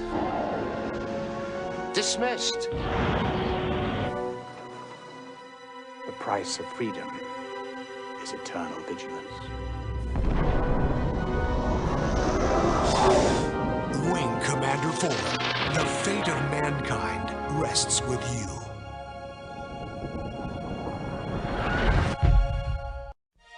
Alrighty. Interesting. Yeah, the fate of mankind rests with you, Kalrati. I'm going to get BBG in because he is back. BBG, I know you're back. I'm going to get your video back up here. Talk to us a little bit about Wing Commander 3 before we drop it. Is there anything you want to say specifically about Wing Commander 3? Wing Commander 3 was such a seminal shift in the development of space games with that full motion video integration that my whole computer broke with the intensity of my feeling. And no, I remember Wing Commander 3 was the game that you brought folks over the house to show PC games, or you showed your uncle when he came over for Thanksgiving, who was sort of into PCs, but didn't know what it could do. You were like, take a look at this. Right. This is the type of thing where, and then you show him a cutscene. He's like, that's like a movie. And you watch them watch with amazement. Yeah. Right. And you're like, yeah, this is what I play. Right. So let's talk about that then, the transition, because you're right. We're starting to see this shift now where earlier I mentioned about stuff was blue screen and they were doing it against animated backgrounds. In these, we're seeing full sets. They've gone to the point of like movie production stuff, right? Is there a big transition visually here for you? I think, yeah. And what was powerful about it was that it was a flash in the pan, right? What we're seeing here was essentially Wing Commander 3 and 4, which we'll talk about in a minute, were state of the art when it came to this full motion video integration and set integration. And then it went away just as fast as it came in. Yeah. And, you know, we can probably talk about that, but you know, this thing here was, you know, and somebody said it in the chat before my power went out or the breakers popped outside. We saw A-list to C-list actors involved in this. We saw actors who it's that actor that you're like, man, where did I see him? He's been in so many other things because he operates at that B and C level in so many things, and they were involved. But then you also had Mark Hamill and John Rhys Davies and Malcolm McDowell. Yeah. If you're going to do full motion video and you're going to do full sets, you've got to bring those types of that quality of acting to the table to give it the maximum credibility. And to Chris Roberts' credit, he's done that there, and to the point that and the theme you wanted us to emphasize across this whole show, Griff, we're going to see it again in Squadron 42. Kalrati, what about you? Anything in particular about this Wing Commander trailer that's sticking out to you? I definitely have to echo those sentiments where you'd see this continuity. Maybe, from Wing Commander 3, he saw the success of this kind of blend, this hybrid integration of live action into the game itself. So he thought, okay, let me continue this and continue to push these in these tested waters.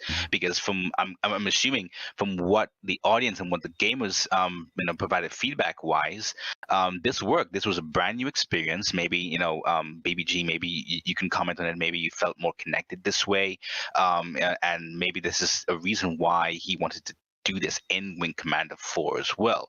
I'm also curious as to why he didn't do it in the later games, or I can only say Freelancer, but maybe you can comment on that, or maybe we can talk about it later. Okay. Well, there was a connection and a disconnection in these games. Right. It was just amazing to see an interactive movie on screen. Like, just like when they first promoted Superman in 1978, they said, you'll believe a man can fly.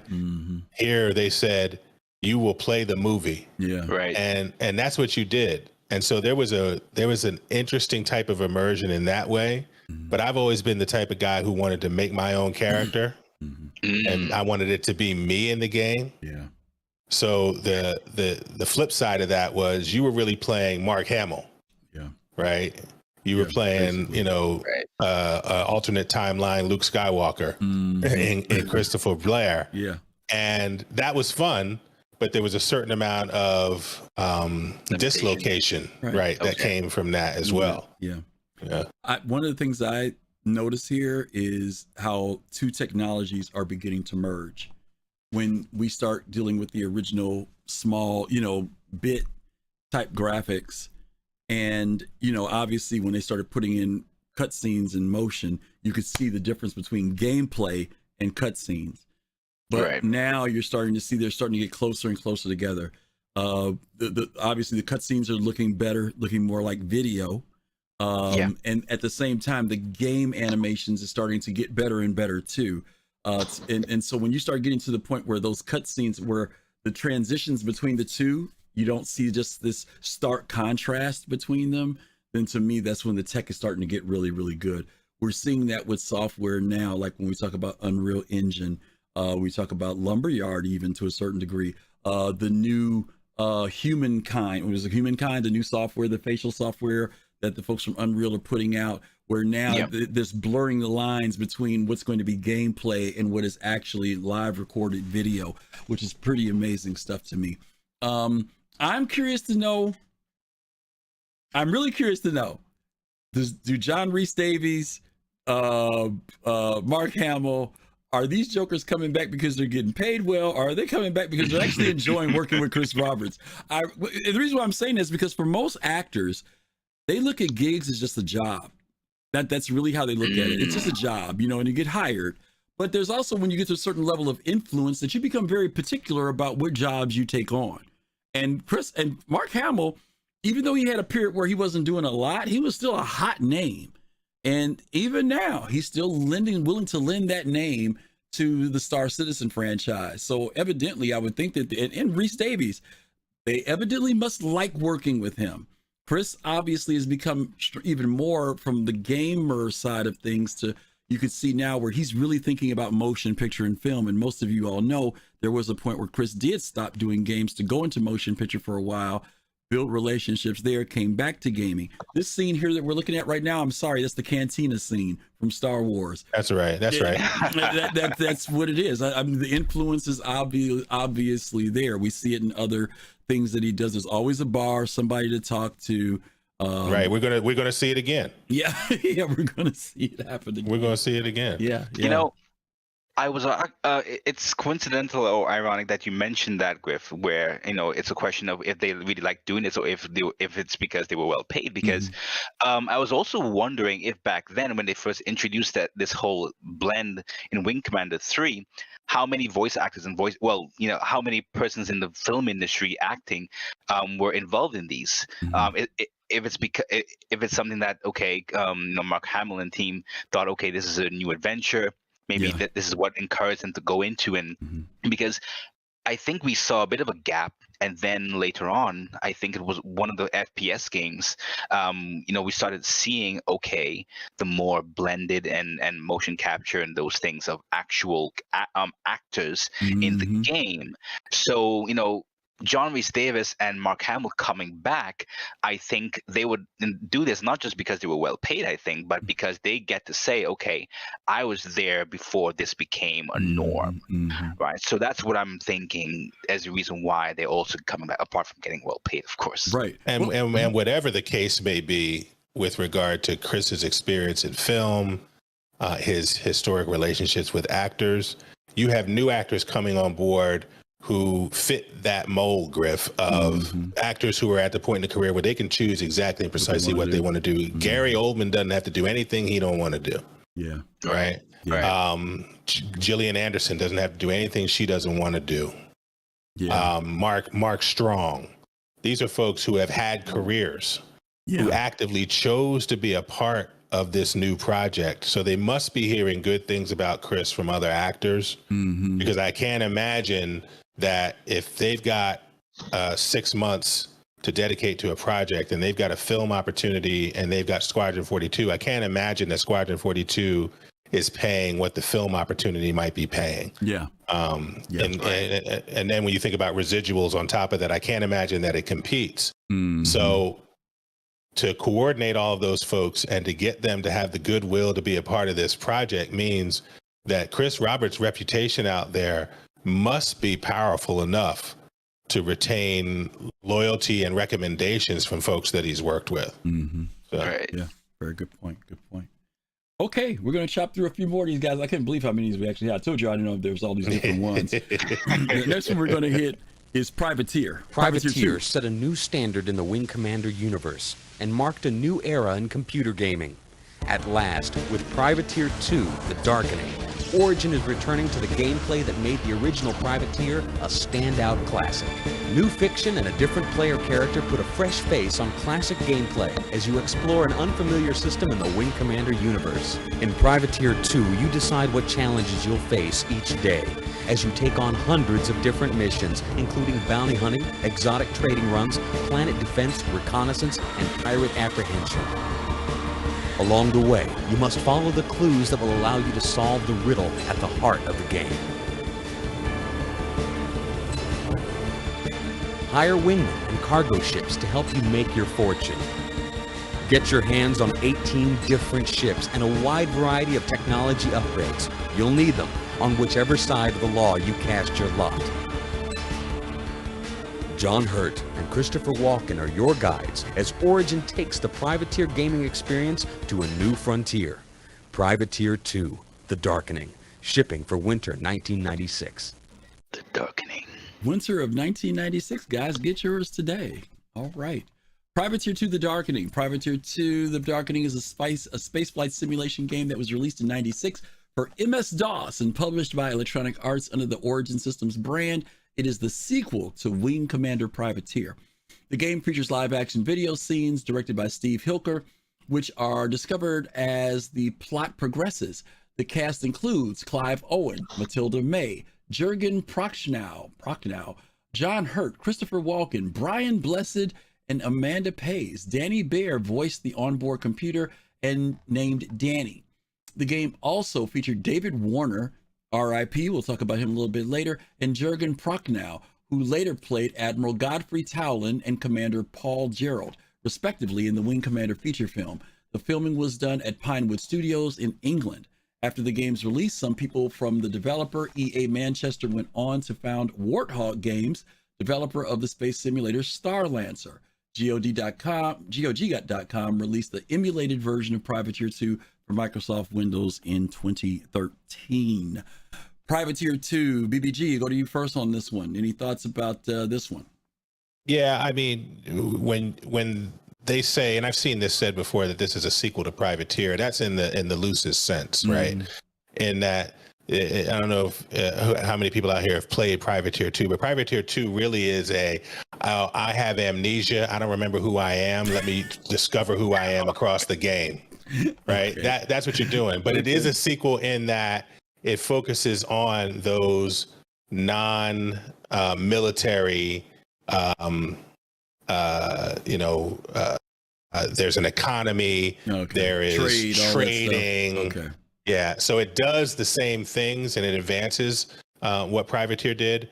And it is an integration of that that hot moment of full motion video, right? So where Privateer didn't have that at all, right? Privateer 2 does have that because it's coming after those wing commanders and that hot moment of full motion video. But in terms of story, it's an entirely different story. It's not really a sequel story-wise to Privateer at all. Okay. Kalrati, did you play this one? Were you familiar with Privateer 2 at all? I never played, but I am familiar with it, and it was nice to see when I first heard about it.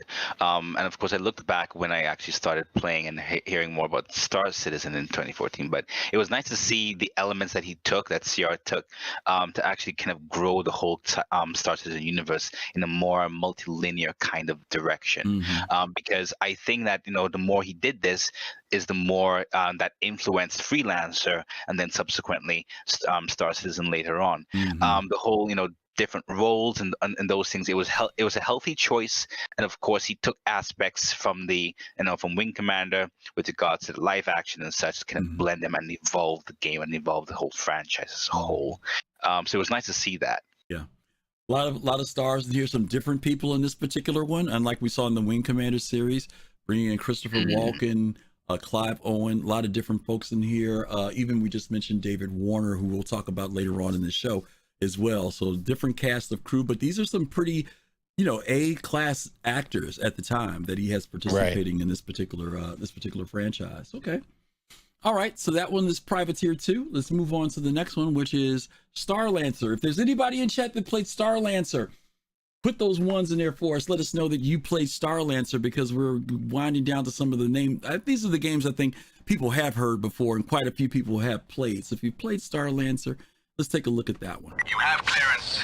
Good hunting. Control out.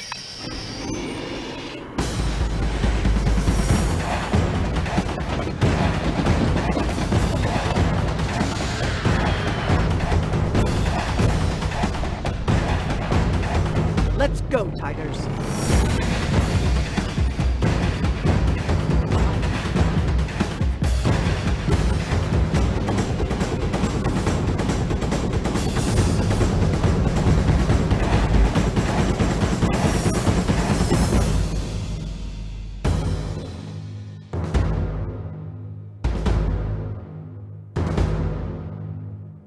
Here they come. We got fighters and torque bombers. Tigers, let's give them a reception they won't forget. Tigers, engage. Heads up, people. I'm picking up what looks like a cruiser moving in on our position. I got a visual on the Morzov. She's docked with the Sheriff. She's a sitting duck. Move in. What the hell? The Sheriff's shot down. No, we've got company. I'm a fool. I know I am dumb. Intact! Intact! Alright, equal. Okay. Let me say this before we dig in deeper. I don't know if any of you guys have ever watched any of the documentaries about the Star Wars films. And they talk about particularly the actors and reviewers who saw the original scripts to Star Wars. And they tell you that George Lucas is a visionary, but he's not a good writer of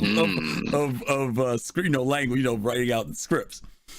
And he can be very he can use a lot of technobabble, and the flow isn't that great, but he's a great visionary, right? And there are times when I feel the same way about Chris Roberts, which is why I'm glad he has a lore team and he has other people writing, because as a visionary and his vision is great. But if I hear Sitting Duck on one more of these trailers, I'm going to scream. These same names keep popping up. Maniac. Yeah. But I think he's visionary, but I think that everybody has their limitation. I mean, very few people who do everything well, right? But I do like the direction of where they're going with Star Citizen and Squadron, where they have lore and writers. And I think that's really important, because one of the things that does bother me sometimes when I see these is that, man, I'm hearing the same language, being used over and over and over again. Even though I know some of the scenarios are being repeated as well. So that's my only harp about this when I watch Starlancer. Let me go to you, Kalrati, on this one with Starlancer. Any familiarity with it? Any thoughts from what you saw on the screen? Yeah, so the whole, cross radio kind of chatting thing that actually resonated with me firstly.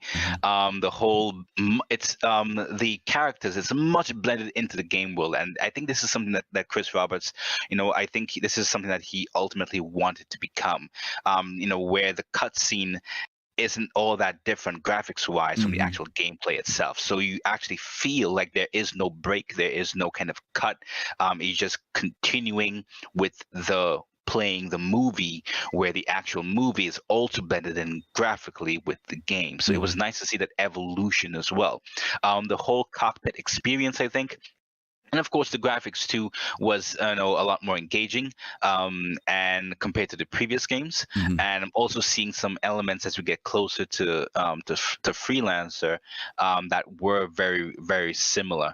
And of course, subsequently, there were some ship designs. I think in chat someone mentioned a Glad. I think I saw something that was very similar design-wise to the ship that we saw, but I'm trying to look through the video again, but I can't really see it. Maybe it was just an illusion. But yeah, it was very interesting, and it was very nice to see that whole experience going from the ship out of it. And that's something I guess CR wanted to evolve as time went along. Yeah. And I'm sorry, I meant to ask you to read Starlancer. If you don't mind reading the background for it, sure that would be great. So Starlancer is a space-based science fiction flight simulator computer game created by Aaron and Chris Roberts and developed by Warthog Games under the auspices of Digital Anvil. Starlancer's story is continued in Chris Roberts' Freelancer project, though the two belong to different subgenres. The first is purely focused on action. The latter also features trading, and the player can freely move through the game's universe when they are not on a mission. The game allows the player to take control of 12 fighter-class ships, advancing in different areas such as top speed, agility, armor, and shield power. Each have a number of hardpoints, which can be used to mount weapons like guided missiles and dumb rockets. Ships are issued to the player as his or her achievements increase. Starlancer was also available on the Dreamcast console. GameSpy hosted its online play with up to 6 players at once. Although most of the graphics and frame rate were intact, the game did not include the intricate menu system and options that the PC had.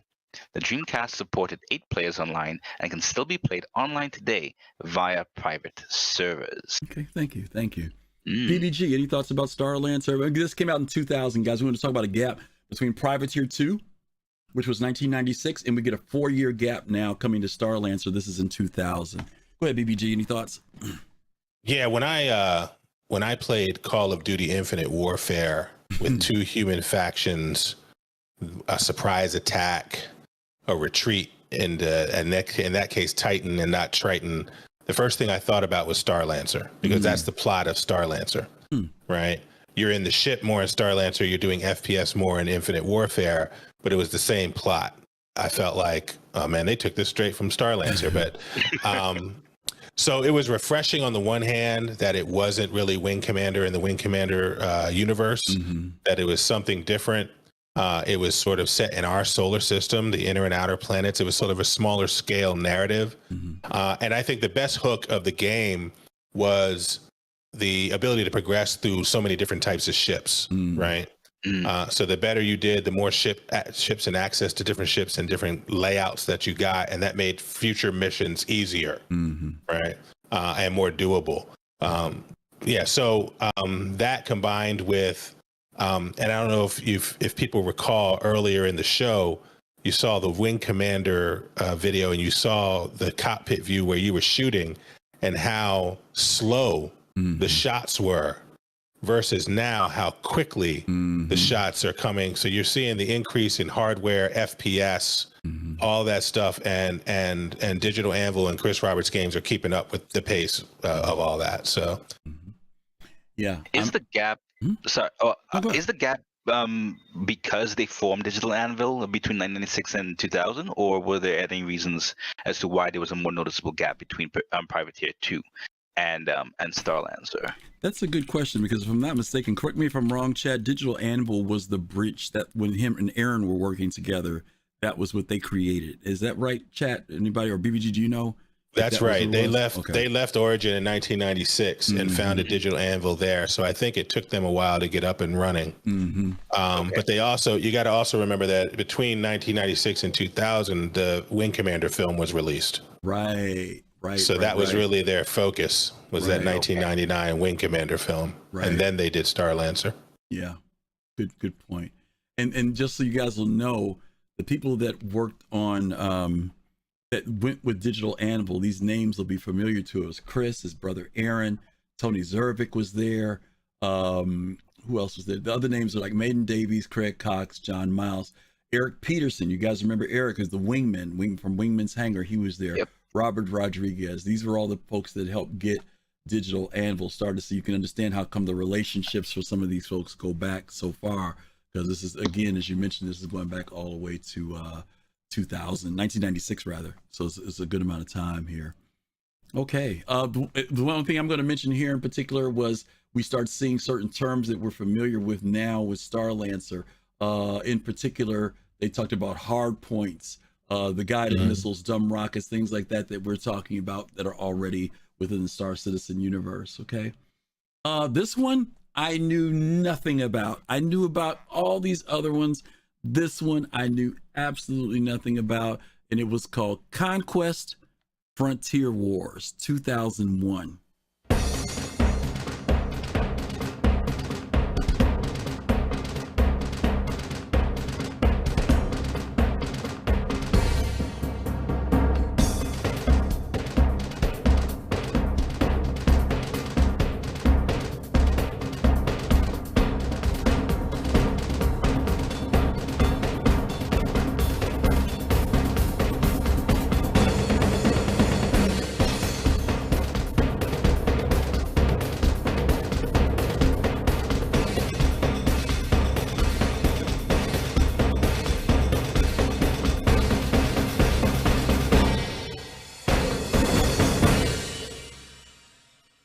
Okay, I'm still trying to figure out what this was. Was it a top-down with cinematics?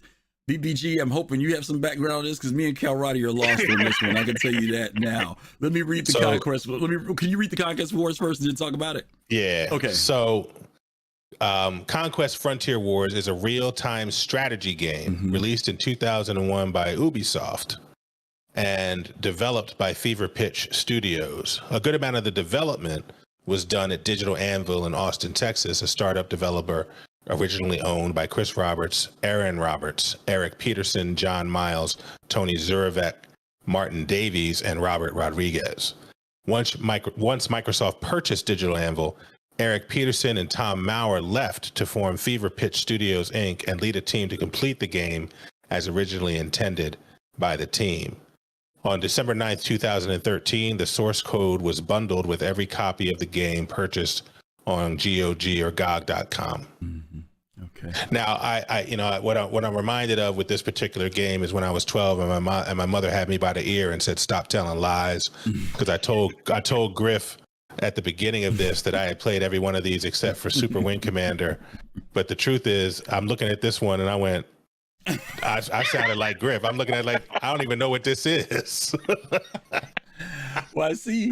So I can't really help you beyond the video we're seeing, because this is one of the ones I don't know what this is. I never played this one. Yeah. Now I will say this. I do remember seeing the cover of this box. I do remember that. But as far as the game, I knew nothing about it. And Dr. Murray, thank you. Some of the other people in chat talked about this being an RTS, and we had it in our description as well. But again, it was such a departure. I knew absolutely nothing about this one, what the lore was behind it or anything. All we have is what we just shared with you guys just now. So if any of you in the chat played Conquest, Frontier Wars, feel free to put a number 1 in the chat, because I don't know anything about this one. Kalrati, well, it'll be rare, Griff, that anybody played it, because apparently PC Data reports the sales at 28,000 units total and revenues at 1.21 million. Wow. So there weren't many people that even got a hold of it. Cyberwolf got a copy, and Meccano got a copy. 2 people in chat got a copy of it. Okay, So they're all in right. that number, okay? Gecko put -1. T-Bone had one. Okay, so there are some people who are afraid. Dr. Murray, okay. Yeah, I'm totally ignorant on this. That looks like a Klingon bird of prey there. I'm sorry, but we won't go into that. Okay. Well, and apparently the PC version was a runner-up for best game no one played at IGN's Best of 2000 awards. So wow. Okay. Yeah. All right. Well, listen, we only got one more of the games, and then we're going to touch on one more after that. So let's look at the one that we always hear everybody talk about, and this is Freelancer 2003.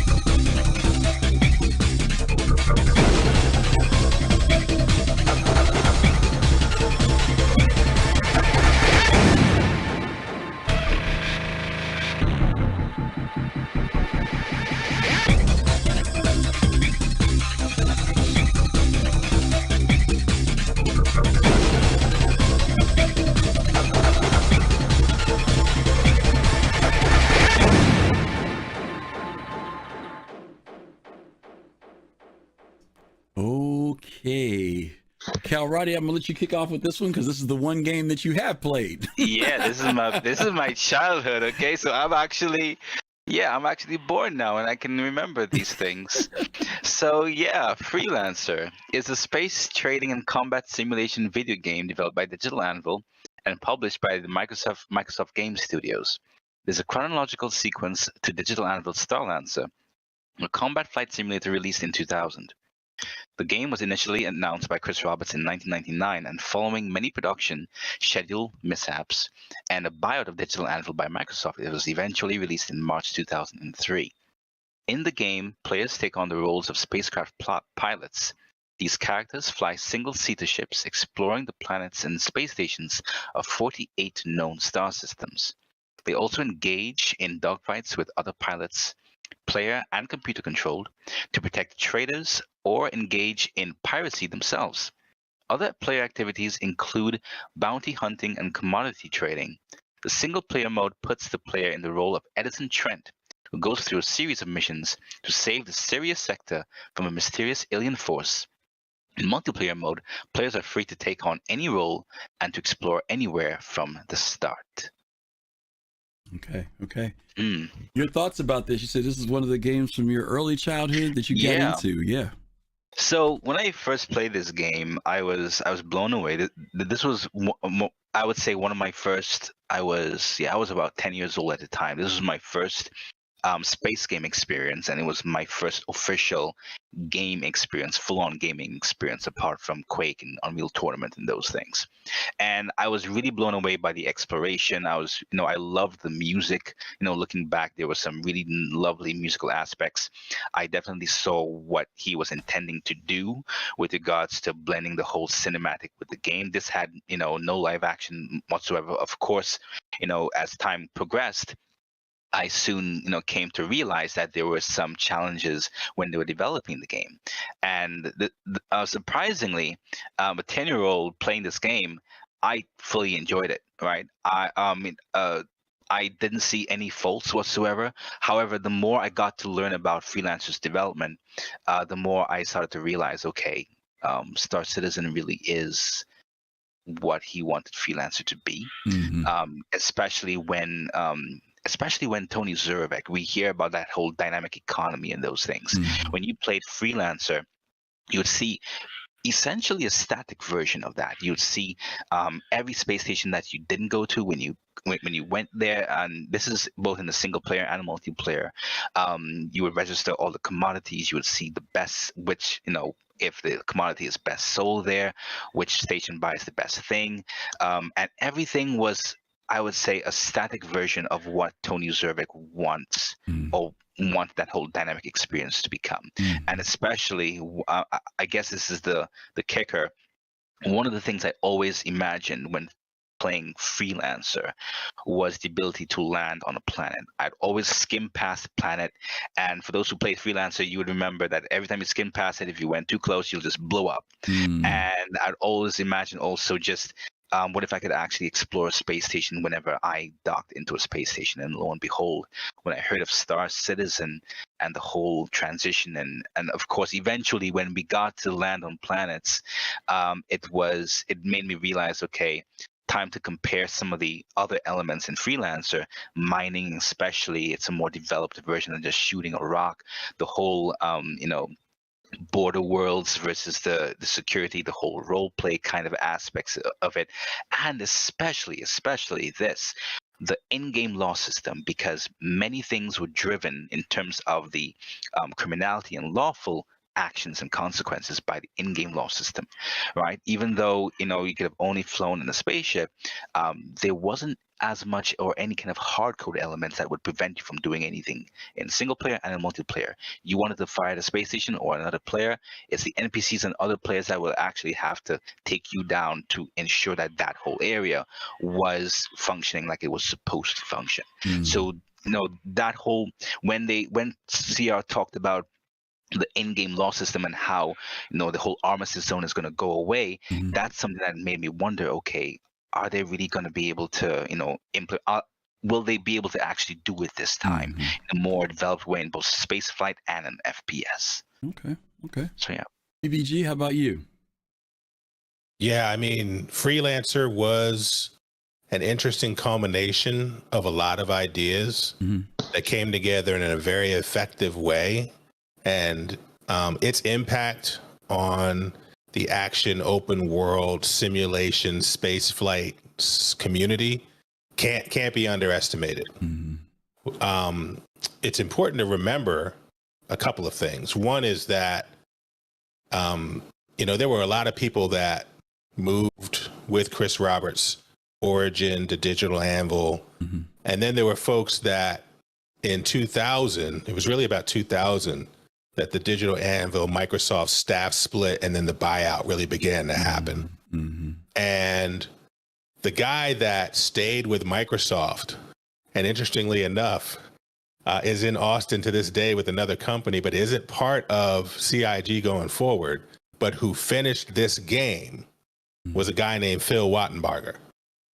Phil Wattenbarger was the producer of Freelancer. Phil Wattenbarger took whatever it was in 2000 when the split happened, moved to Microsoft, and brought this whole thing home in a way that created an experience that is seminal for so many people who are now interested in Star Citizen.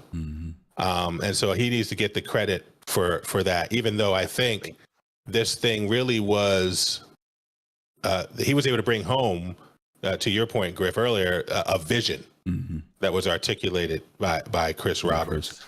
Yeah. The other thing about Freelancer is that it is in its configuration.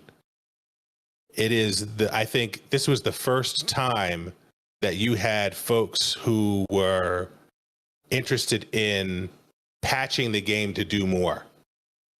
Right? You didn't have a lot of that it was this, a lot of the other games that we talked about were in the pre-community patch era. Right?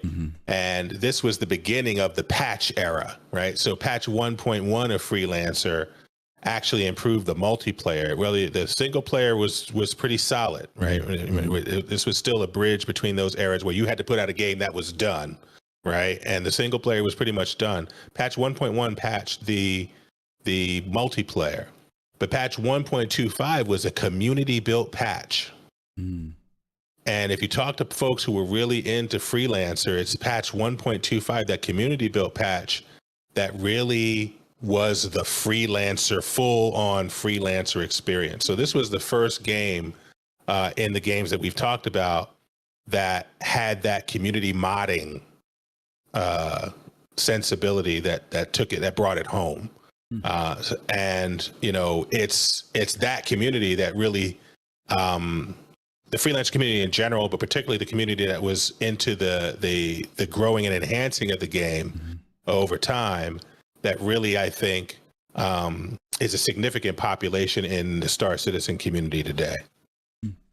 I'm one of them. Yeah, I can definitely still remember Discovery Freelancer. I think that's still active. Right. There's a strong modding community as well. So it's quite something. It's quite something. Yeah, you had the Nomad Legacy, you had the HD edition. Yeah, you had people who thought, and people were operating as if they weren't going to get anything else. For some reason, people felt like this was going to be it. And this was like the peak of, when Elite Dangerous and Star Citizen were kickstarted. Well, they had to be kickstarted because publishers weren't talking about these games anymore. Right. And so in that period between 2003, 2004, when you started to see the modding, in 2012, you had iWar and a couple of other games that came out, Independence War 2, but mainly there was a dearth of the genre, and nothing was coming out like Freelancer. There was still nothing that was like Freelancer. And so, people were modding this as if this was going to be the game that they were going to have to play forever. Yeah. And it has that place in the lore. It's like the space genre had that really strong period of maybe about a 12 to 15 year period where there was this evolution, from, I think what Elite was in 84. But now when you get, it's almost 20 years later, we start to see it fall off and things go silent. Now, admittedly, much of that was also tied into what was going on in other areas too. You still had desktop role play that people were doing. There were some space genre things that people were playing. You had obviously the motion picture industry, which was doing things from the Star Wars films and Star Trek and all these other things that were coming out, and a bunch of other films, Alien. And so it's interesting that there's like this surge of all this stuff in relation to space and science fiction. The one point, well, and Jade hits it in the comments. What's that? Star Wars Galaxies came out in 2003. Oh yeah, yeah, and that changed everything. It sure did. Right. It surely did. Yeah, from to an MMORPG space of going into space genre. My point I want to highlight is in the video. I'm going to go back and find it here. I think it's about 1 minute and 40 seconds. And I want everybody in the chat to tell me whether this is true or not. Look in the background. Why are these people still in Chris Roberts games? Why are they still doing terrible dancing? Look at the dancing. They are still doing horrible dancing. I don't care. That guy's still doing that one goofy dance that they do like this in Star Citizen right now. That guy's doing that same dance right now. Now, coincidentally, this was not present in the actual finished game, if I can recall. Really? Because I'm seeing some elements that, where Edison Trent is walking, these guys are marching. This was not present in the storyline whatsoever. So I'm actually wondering, okay, they just had it for the trailer, but like BBG said, when it was actually taken home, some of these things will unfortunately had to be cut. And because there are some elements from the trailer I remember were definitely not present in the game. So fortunately, Griff, the dancing was not in Freelancer. Okay. All right. Okay. I got you. Dr. Murray said white people dancing. Okay. Yeah. I was like, even Dr. if it Murray's wasn't, white, they y'all. still. Dr. Murray's white. I want y'all to know that. He called it out. All right. They still got to get some new motion cap on the dancing and start. Oh my God. That's what I'm saying. That's what I'm saying. They're still carrying the bad dancing over. Okay. Jade has been very, very strong about that. I remember that. Absolutely. Okay, we're going to go back a few years now. We stopped in 2003 with Freelancer. This is our last clip that we're going to show in relation to these games. We're going to go back to 1999 because BigBlakGaming mentioned this a few minutes ago.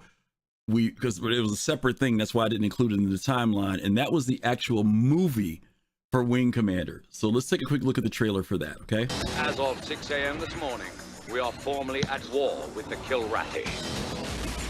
In the final battle for Earth, a team of untested pilots Lieutenant JG, Christopher Blair. Todd, Maniac Marshall. Lieutenant Commander Devereaux. is our last hope Did you just do that to impress me? for survival. Prepare for the jump. Wish me luck. Gear up, Battle stations, battle stations. lock on, Yeah! and strike back. That's not bad. From 20th Century Fox, Get out, get out! I really don't like this guy at all, man. Freddie Prinze Jr., Saffron Burrows, Matthew Lillard, Checky Cario. I got 2 more bogeys coming in hot, 6 o'clock.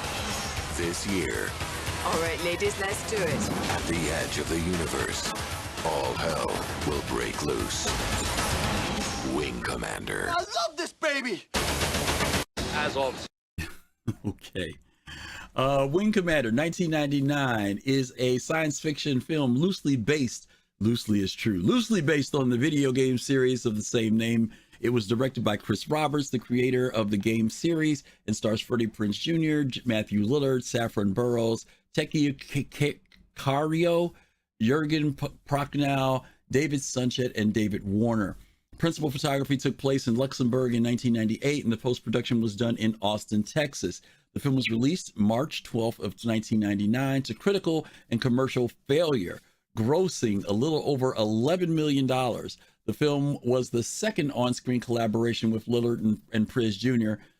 after She's All That, who both later worked in the first 2 Scooby-Doo films and Summer Catch. Okay. If you've never watched Wing Commander, the movie, I would tell you do it. It's on YouTube. You can rent it there. You can find it a lot of other places. It's entertaining. I'll say that about it. It is entertaining. I need to watch it. You haven't watched it? Okay, we'll have to put it on the list, Kalrati. Okay, we will have to put it on the list. I'm going to go first on this one. What strikes me about this is definitely, I almost can't tell the difference between the live video here and the live video in the games, especially in the latter games, like Wing Commander 4. It has a certain look about it that Chris Roberts is going for. There is a piece of history in here, Fast Cart. I'll attribute this to you because you always talk about it, but I will mention it. And it's the fact that we actually see bullet time. For those of you who remember bullet time from The Matrix and other things with bullet time is in here. There's one sequence in particular where the camera rolled. There it is right there where bullet time happens in this game. I'm going to default to BBG, then Kalrati on this one. BBG, any thoughts about Wing Commander, the movie? Yeah, it's that TBS Saturday afternoon movie of the week type movie that if I'm on the couch and I'm doing something and I need it in the background, right? I can put it on this Jupiter Ascending. It's that type of, put it on in the background. Yeah. There's parts of it that are interesting, parts of it that are fun, but it's not really representative of anything. And you're really glad that Star Citizen exists because it's a manifestation of having moved on from this. But some core ideas are still there, right? Even in this film, as bad as it is, there is still some lore building. There is still some interesting ideas. The Pilgrim idea is an interesting idea, right? Yes. Although quirky, right? But it's still interesting. Yes. So there is some content here that in a much better production with better writing and better actors might have been a better something. Yeah. I agree. But I put in the chat, this movie hurts so good, right? It's like a guilty pleasure sometimes to watch. But it is fundamental. It's fun. It got some broken fundamentals. This is the film when I was talking about George Lucas and script writing and Chris Robertson script writing. This is definitely that thing for me. There was a lot of stuff in the dialogue here that drove me crazy, the way they spoke and a whole lot of other stuff. It was almost cliche-ish in some places to me. But you can see a lot of influences here. There's definitely influences from Battlestar Galactica, Star Trek, Star Wars. There's a whole lot of stuff that I see in this particular one, in this particular movie, Wing Commander. Kalrati, you haven't seen it, but are you intrigued? Are you interested? Yeah, so when I remember about the movie, right? But I was always curious as to, why he did it, right? Maybe, and especially if it wasn't directly connected to the whole Wing Commander universe, one would think that maybe he would pull back Mark Hamill and John Rhys Davis and create a more structured film as opposed to making a spin-off. Maybe it was because of funding. Who knows? Well, I'm sure others can actually give some information on that. But at the same time, that is what actually kind of struck me. So yeah, I'm definitely interested in watching it sometime. I'll definitely take what you guys are saying and not hold that much expectation and just go in for the entertainment. But yeah, that is my take on it pretty much. Okay. There are influences here too, by the way. I'm sure you guys see some of the influences of things that they have in the film. If you haven't seen the film, definitely as a Star Citizen fan, I would tell you to watch it. Because to me, Griff, they should have spent some money on the Kilrathi. Don't even. I'm glad it's not even in here. Don't even talk about it. But definitely, if you haven't seen it, one of the things I will say about Chris Roberts, he's done this in his films and stuff.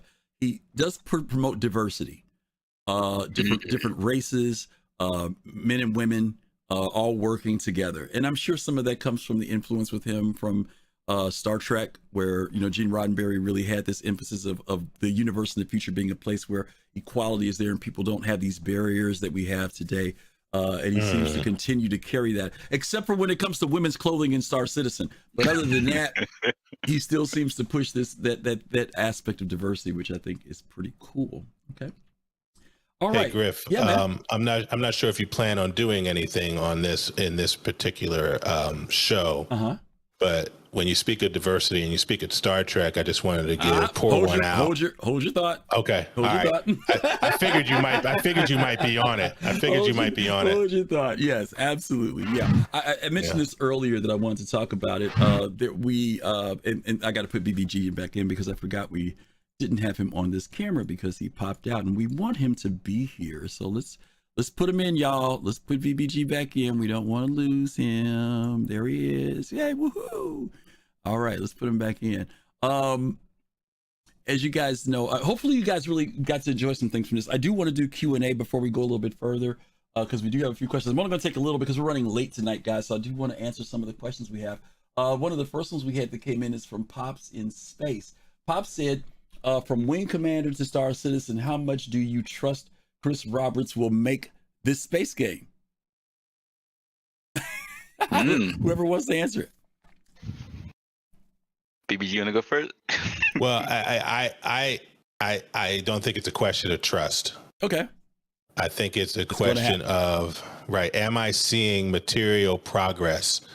Would a reasonable person say that we are materially progressing forward? Okay. And I think that a reasonable person would say yes. Okay.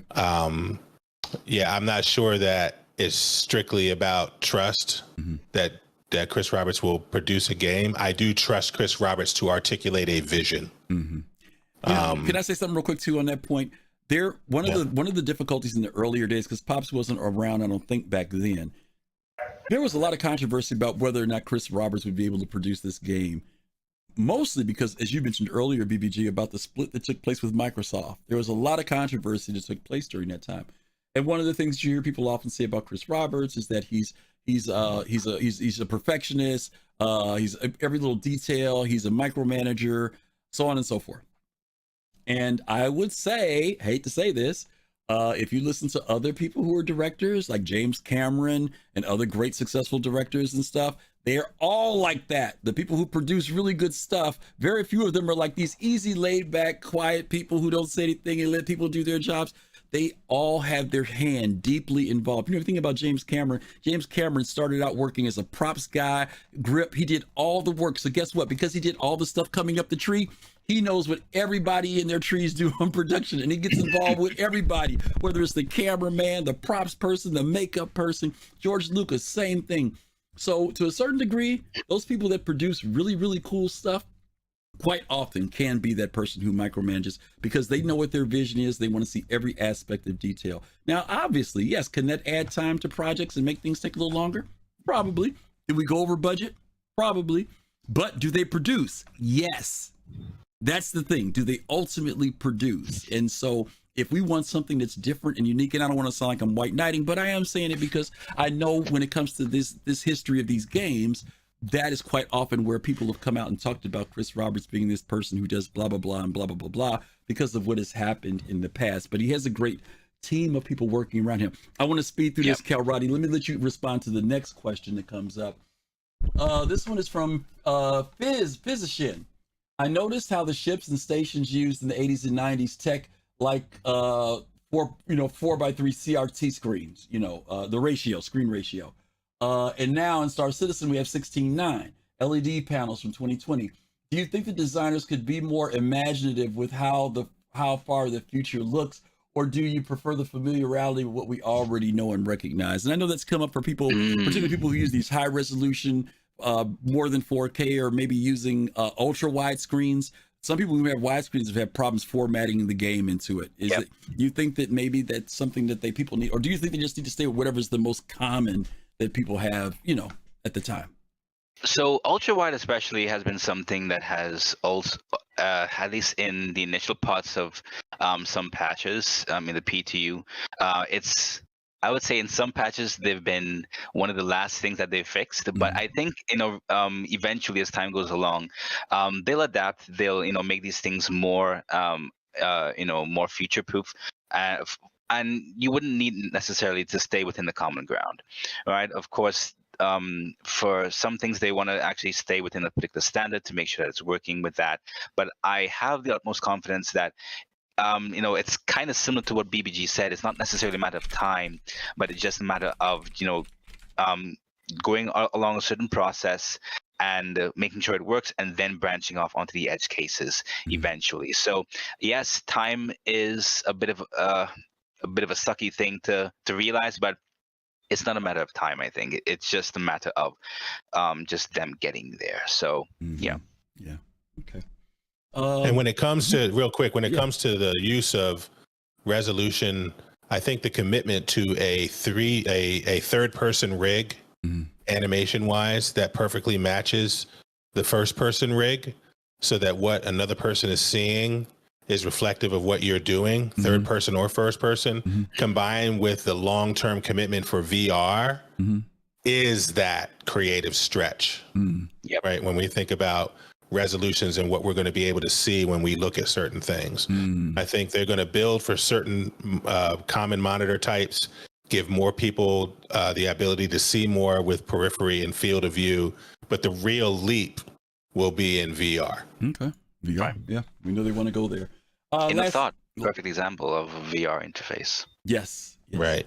Last question for both of you guys. Out of all of Chris Roberts' old games, which one is your favorite? Freelancer. Kalrati is Freelancer. Despite its controversies, okay. I mean, maybe it's because I grew up on it. Yeah. But despite its controversies, I would say that that's the one that solidified my confidence. Because when I saw the trailer for Star Citizen, I didn't know about Chris Roberts, back in 2014. I didn't know about him. But when I heard that he developed Freelancer, even though I didn't know about the controversies, I knew about the vision that he wanted to do with Freelancer, and I knew about my experience with Freelancer. And as a result, that actually fueled my confidence. And as a result, that's why Freelancer is my favorite game. Nice. Okay. BBG, how about you? Which one's your favorite? You've been through 85%. Yeah, 85% of these suckers. Yeah. What's your favorite? I would say Freelancer is the best game Chris Roberts envisioned, but he didn't execute. I would say Wing Commander 3 is my favorite game that he took from soup to nuts. Okay. Wing Commander 3. Okay. Yeah. Nice. All right. And Wing Commander 1 for me, that was my introduction to the whole Chris Roberts world. Even after looking at many of the other ones, I am curious about Wing Commander 3 a little bit more than 4 because it looks interesting. But for me, that was it. Okay. All righty. That's all of our wonderful questions that I'm going to take today because we are running late already and we still do have a couple more things that we want to do. I mentioned earlier that I was going to mention we've had some losses this week, some people who have passed away. Earlier this week, a few days ago, David Warner, many of you all may remember David Warner. We mentioned him in 2 of Chris Roberts' games that he was in as an actor. But some of the things that you may definitely remember him is that he was in Tron. He played the Heavy in the movie Tron. And for those of you who are into Star Trek, you may remember that he played Galron in Star Trek 6, The Undiscovered Country, where he was over the Klingons. He passed away this week and we lost him. And he's always, some of you remember Titanic. He was the butler. He was the security guy for, who was the guy's name who wanted to marry the girl in Titanic? Not Zane. I can't think of the guy's name. Yeah, I can't remember either right now.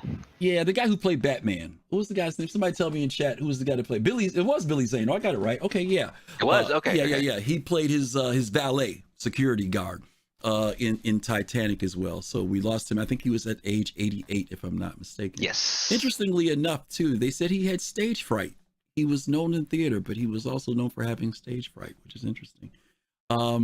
So anyway, rest in peace to David Warner and for his contributions that he has done, in film and in gaming as well. The other thing we want to do tonight before we close out, we're going to come back, but I do want to do a quick tribute. I think that BBG was mentioning this earlier. We did this back during Black History Month where we did a tribute to various people that we felt contributed to film, space genre, gaming. And in particular, we want to do one today for Nichelle Nichols. Most of you already know that she passed away today. She'd been suffering over the last few years with declining health. Alzheimer's was starting to kick in. In fact, just a few months ago, she had a convention that was like a final goodbye convention in the sense of her public appearances. And it's been less than a year and she has already left us.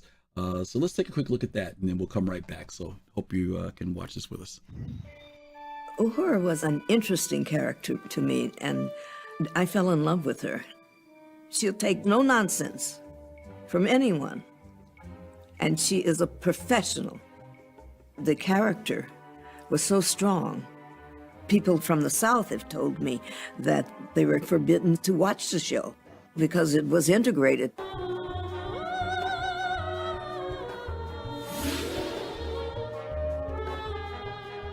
We would rehearse and it would be a beautiful scene. And then they'd bring down the rewrites, and I had less to say.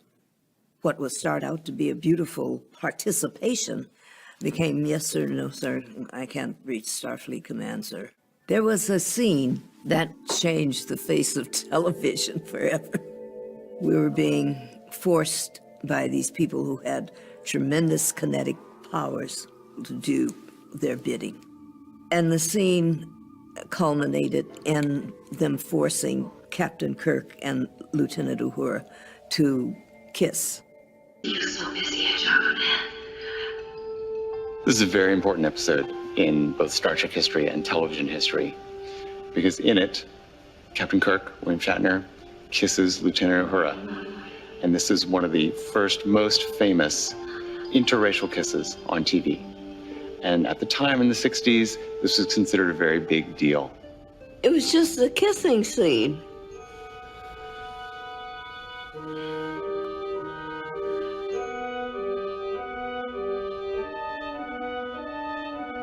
In its day, this was an incredibly controversial thing to show on television. After it aired, everyone waited to see what will the reaction be, will there be any complaints? There were none whatsoever. I said, well, it's just two people like my grandmother and grandfather. It said, what do you mean your grandmother, grandfather? And I said, well, grandpa was white and grandma was black. As fate would have it, I had been invited as a celebrity guest, I believe it was NAACP fundraiser. And so I had just sat down at the dais when one of the promoters, organizers came over and said, Miss Nichols, there's someone who wants to meet you.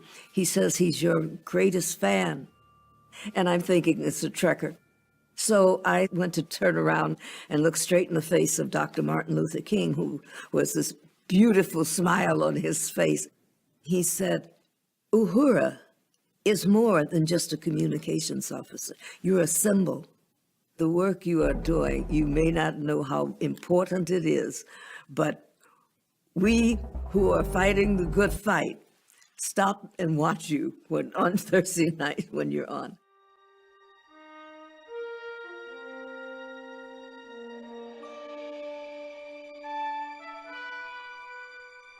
I went everywhere to recruit. I went to universities that had strong science and engineering programs. I was a guest at NORAD, where no civilian had gone before. They were all Trekkers. They let me in. At the end of the recruitment, NASA had so many qualified people, highly qualified. They took 6 women, they took 3 African-American men. It was very fulfilling accomplishment for me.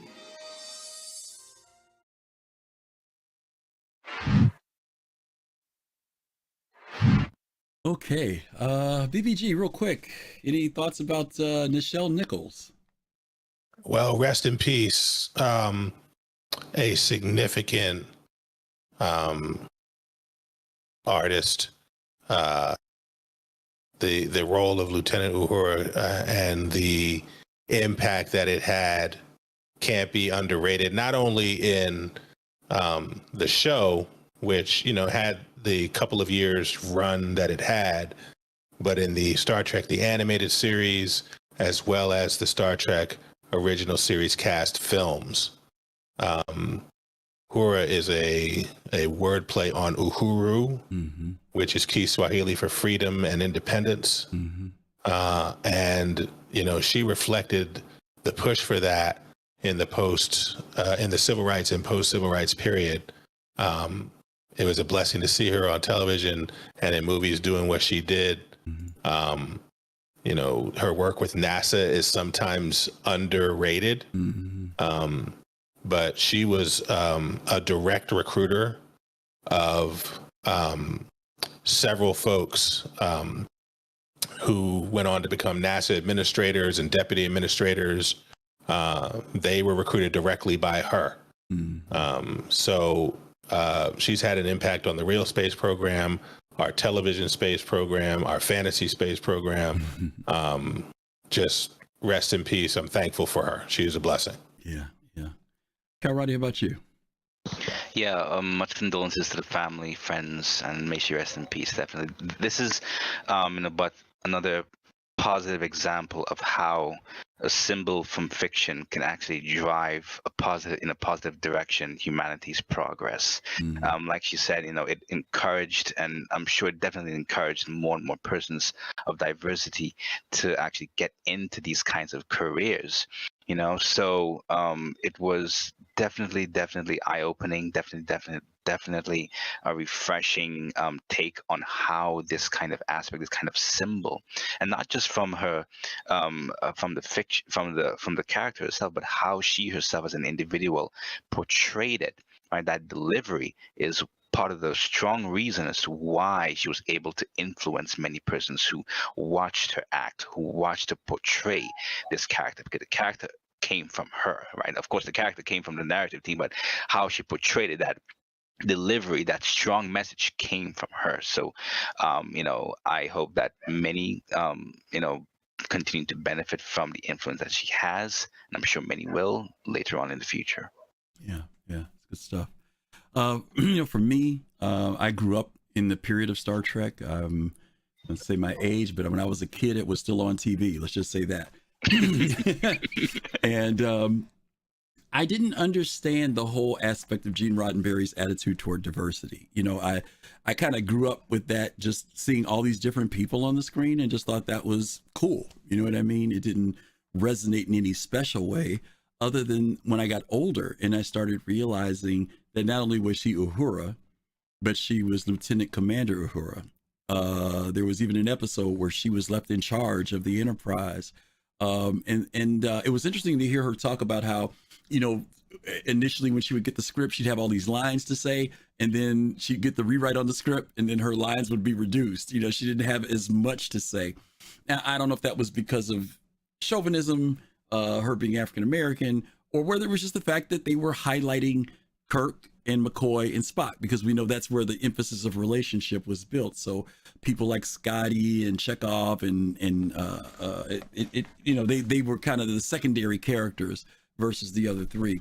But I do appreciate the story, and it's funny. I've gone to several conventions and met her in person, and I remember the first time she told that story about meeting Dr. King and how she literally was ready to lead the show, because I mentioned as actors, it's just a job. There was no big Star Trek conventions and all this stuff back then. It was doing a gig. She felt like she'd put her time on that gig. She wanted to do some other stuff in motion pictures. She was being called to do motion pictures at that point. And Dr. King told her, no, you have no idea the impact that you have on women and African-American women, and seeing that you can be more than just a secretary, but that you can actually have rank and have position and be considered an equal. And it gave her a different perspective about what she was doing and how it would impact people in real life. So kudos to her. And just to tell you guys how much I love her, my second daughter, middle name is Nyota, which is Uhura's first name. And people ask me that. Yeah, people ask me, what your daughter's name? What'd you name? I said, I named her after Uhura. And they think I'm kidding. And my daughter says, no, my dad really did name me after Uhura. But her name was Nyota Uhura, which was a variation of Uhuru. You're absolutely right, BBG. And so, that was my... And she'll live on. My tribute. My tribute to her. My daughter knows exactly that's where it comes from. So I think that's very cool. Okay, we've had a long day and a long stream, and you guys have hung out with us the whole time. Our numbers have stayed consistent the whole time, so we didn't bore you. And I hope thank you.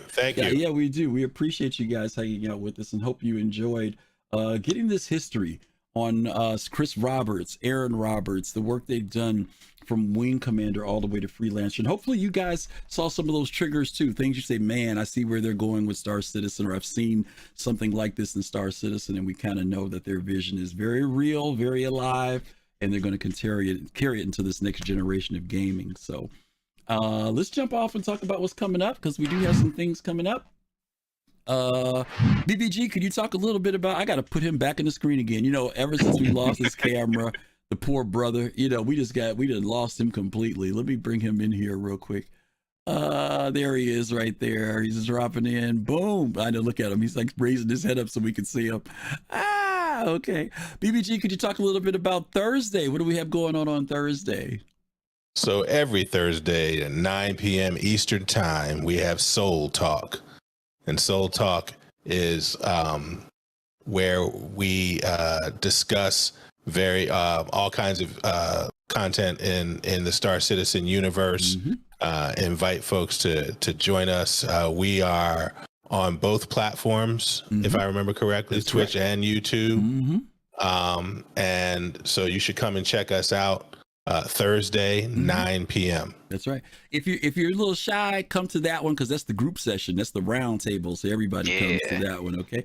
And then on Saturday, Kalrati, want you to talk about Saturday? Yeah, we got Saturday, 3 p.m. Eastern time, Soul Voices, where we talk about concerns, questions, all those fun stuff that's voiced in the community. We can get it from Reddit, we can get it from Spectrum. And we have, two persons, Griff and somebody. And somebody. Yeah, right. We don't spoil anything, yeah. so you gotta get to the event. You gotta join Soul Voices, the stream, to see who that other somebody is, and we bring in anybody who wants to give their opinion. So just like similar to Soul Talk, you are totally free to jump in and voice your concerns, voice your answers, voice your comments on certain key topics that we talk about on that time and date. So jump in. Come see us both on YouTube, I think, Griff, and Twitch. Both. Yep, we're on both. Yeah, both. We're on everything Nice. now. Absolutely. So come on in. Yeah. And don't forget, guys, Saturday is Podset Saturdays now. We're part of the Podset Saturdays team. So when you come to Soul Voices at 3 p.m., when we're done, we shoot you over to Paul Shelley with the Astropub and the Captain's Table at 6 p.m. Eastern. And then after that, when you leave him, we want you to go over to Relay and hang out with those guys at 9 p.m. So your whole Saturday afternoon and evening, it can be totally involved with Star Citizen. So hopefully you guys will continue to join and support us for that. And that's that. Now, next week, we're going into August. Thank you all again. If you notice, we're at our July subscriber goal. You guys put us there again. We appreciate that. But next week, Kalrati, the title is You Dropped a Bomb on Me. Ooh. We're going to be talking about bombers and bombing in Star Citizen. So if you own a bomber, whether it's a Gladiator or whether you own the big boy in A2, we are going to be talking about what it means to drop a bomb on people. BBG, have you ever dropped a bomb on anybody yet in Star Citizen? I dropped a bomb on myself, dropping an A2 bomb too low. Okay, we'll talk about those too while we're at it next week. So oh boy, hopefully you guys can join us for that on next Sunday at 8 p.m. Eastern. To all the folks who dropped questions in chat, we appreciate you guys, and also dropped it into our channel tonight. To BBG and Kalrati, my co-host, as always, knowledgeable brothers who helped me out tonight. And for those of you who came tonight, hope you guys enjoyed all the information in regard to the origins from Wing Commander to Freelancer. And that's about it. We are going to drop a raid on one of our good friends. DJ Knight is on tonight playing Star Citizen. DJ Knight is up. So when you guys get over with DJ Knight, y'all give him a shout. Let him know you came from Soul Citizens. If you like what you see, of course, follow him. And hopefully we'll see you guys this week. Don't forget to spread the word, like and subscribe on all of our platforms. And don't forget our merchandise. We got merch, so check out the merchandise. And until we see you guys again, take care of yourselves. Stay safe. Peace, love, and soul. And soul. Take it easy. Take care, everybody.